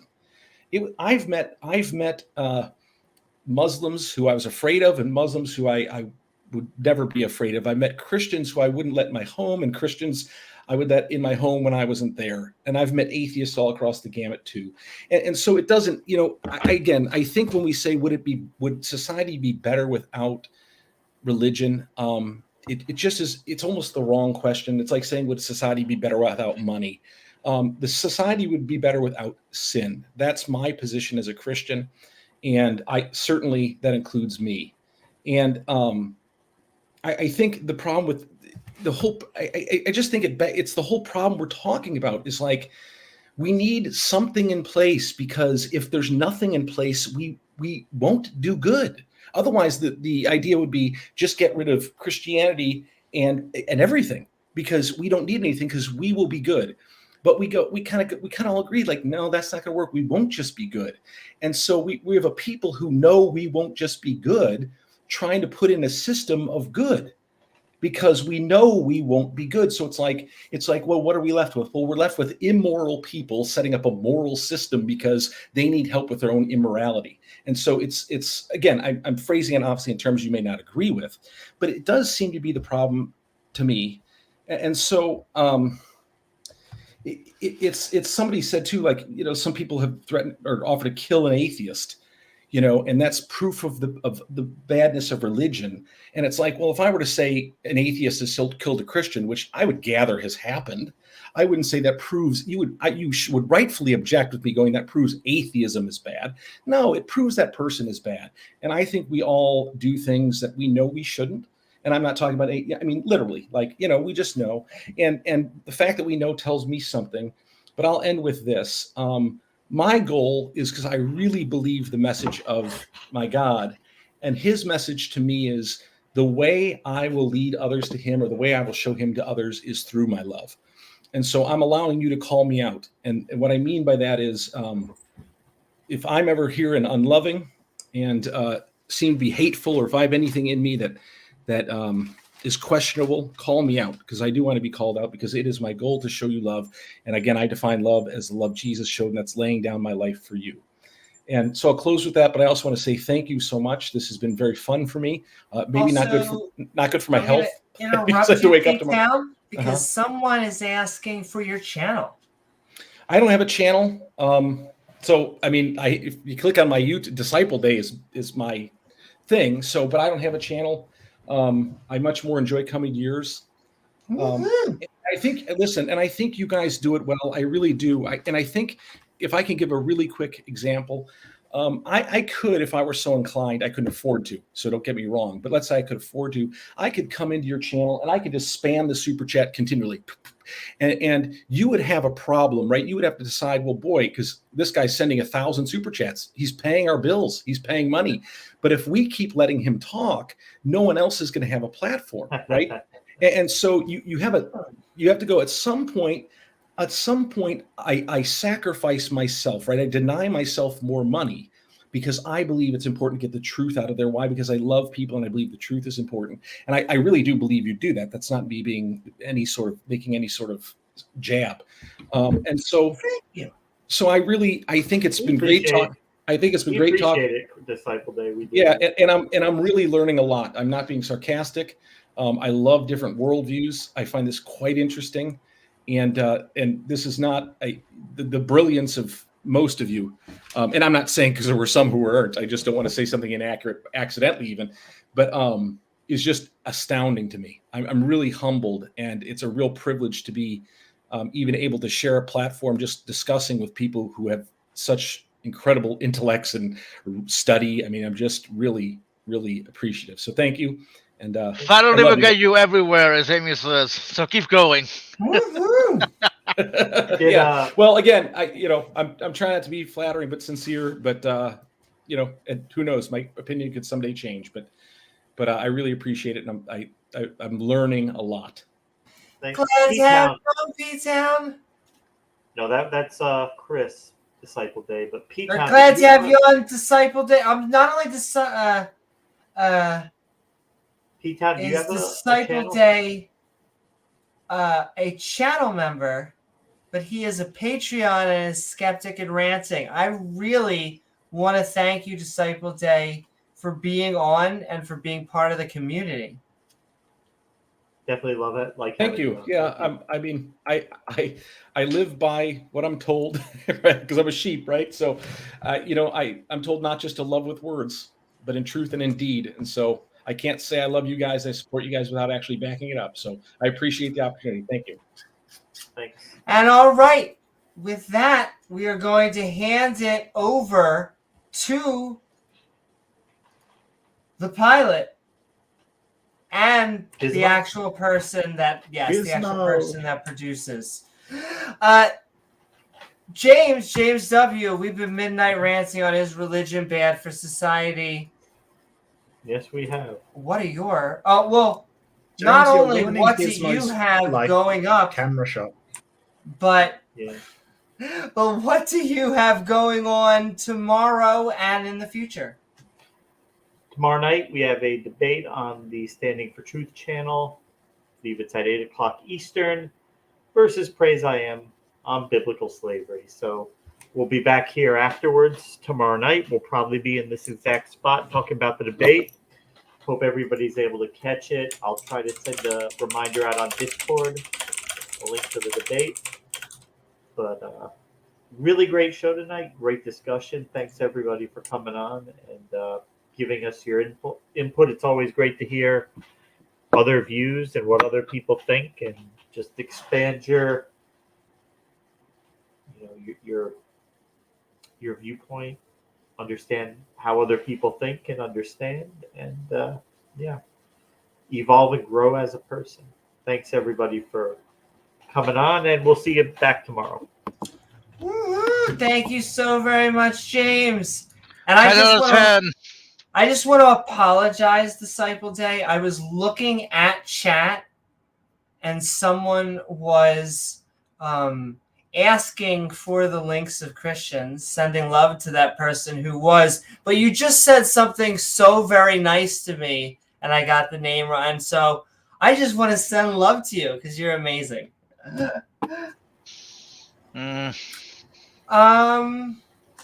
forgot Beamsy, by the way. Did I forget Beamsy? Oh, that's okay. That's so rude. Everyone forgets me. Well, I'm kidding. I there you love go. Beamsy. And Beamsy was having so much fun when I talked. Oh. So I want to get So much him up fun. here.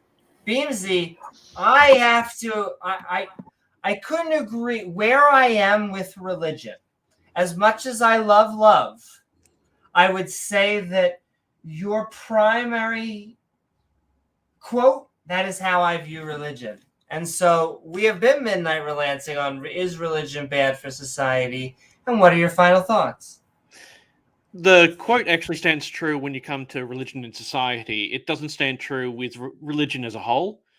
I myself am religious by definition, and it's a personal matter for me, and I will not bring it into a societal aspect. It won't dictate anything I do within society or anything that I do out there in the world. This is why I can be a geologist and a pagan. It allows me to separate the two of them. Religion should never be linked into society. It should always be a personal matter, because you cannot police people's thoughts, feelings, and these are the basis of where religions come from. They are all a basis of the way that people should feel, or the way that they want to desire things, or how they actually should be behaving. These are tenets that should not be dictated in society. The only thing that should be dictated within society is what is beneficial and what is detrimental. And what is detrimental should be looked at as with disdain, and what is beneficial should be encouraged.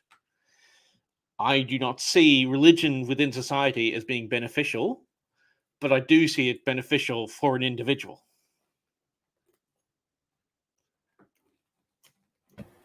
Thanks for that, Thank Beamsy. you so Appreciate very the much, Beamsy. comment.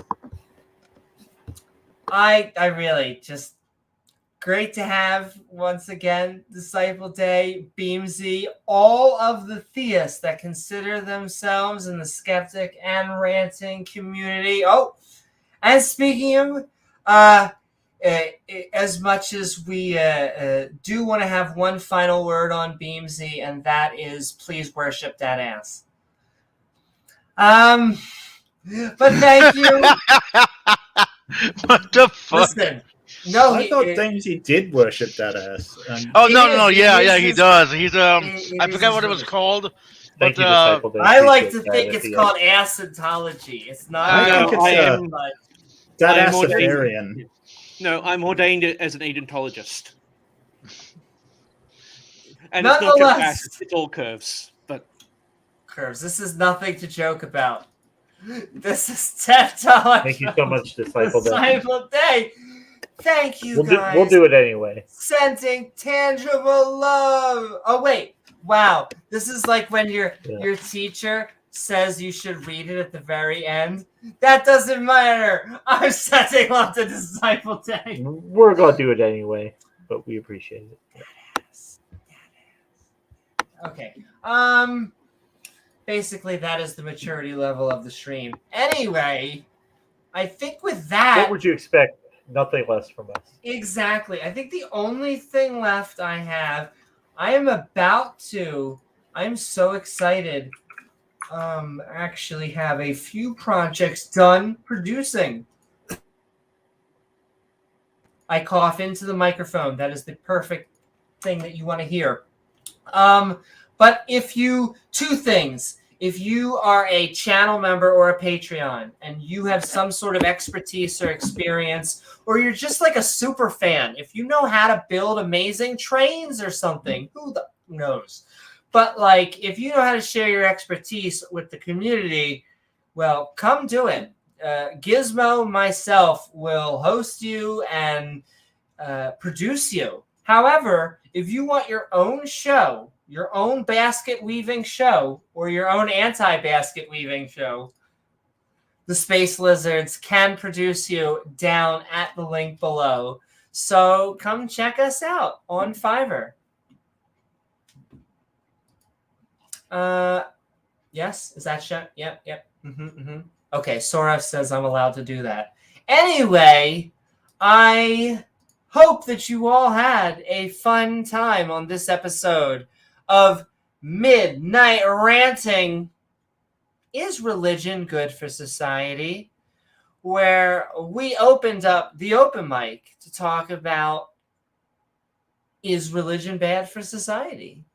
And James W. and myself had a good time losing our religion. In fact, I do want to thank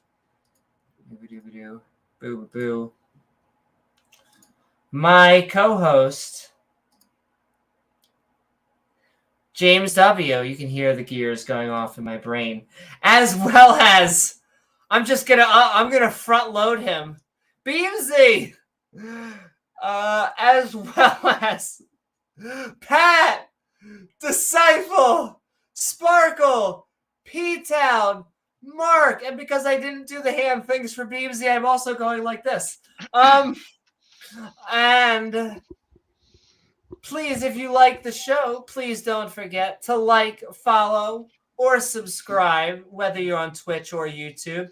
You gain access to that bell icon, which when hit to all, will gain you access to our premieres and our live streams. I think I'm going to be doing a bunch more impromptu debate years because I can't help myself. I'll probably drag James W. and all of you, because I'll just probably send the link in the stream, as well as a whole bunch of more force content, you guys to come, like our live streams. Like I see Beamsy in chat, Trusted Ape, Pookykins, Captain Red Bull. I know Aristotle just joined us, and Flum and Mark Reid, Captain Red Bull again, Pure Aussie Gold, Materialist Dan, everybody out there. If I didn't say your name, I'll send you. Binge Thinker, Nick, Flum, and all of you out there on the interwebs. Or hey, why not leave a comment once the video is done? You can also leave a super thanks. We'll leave thanks on the next episode. After the show, the Skeptic and Ranting Discord server will be opening up for that after party, the link of which is in the description below, along with our fantastic channel members. I think I need to start adding the Discord link to Twitch. But our fantastic channel members are in the YouTube link. You can also see our Patreons. They're already on the screen there. In fact, you can go and head over to patreon.com/Amy Newman for some even more unique perks. I'm so sorry, Udif. I see you right down there. We're ending the stream, but hey, the after show is opening, and you were so funny.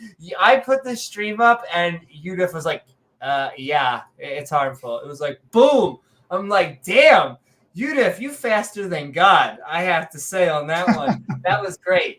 But yes, with that, I will see you all in the next episode of Skeptic Ball Z. Good night. Good night, guys.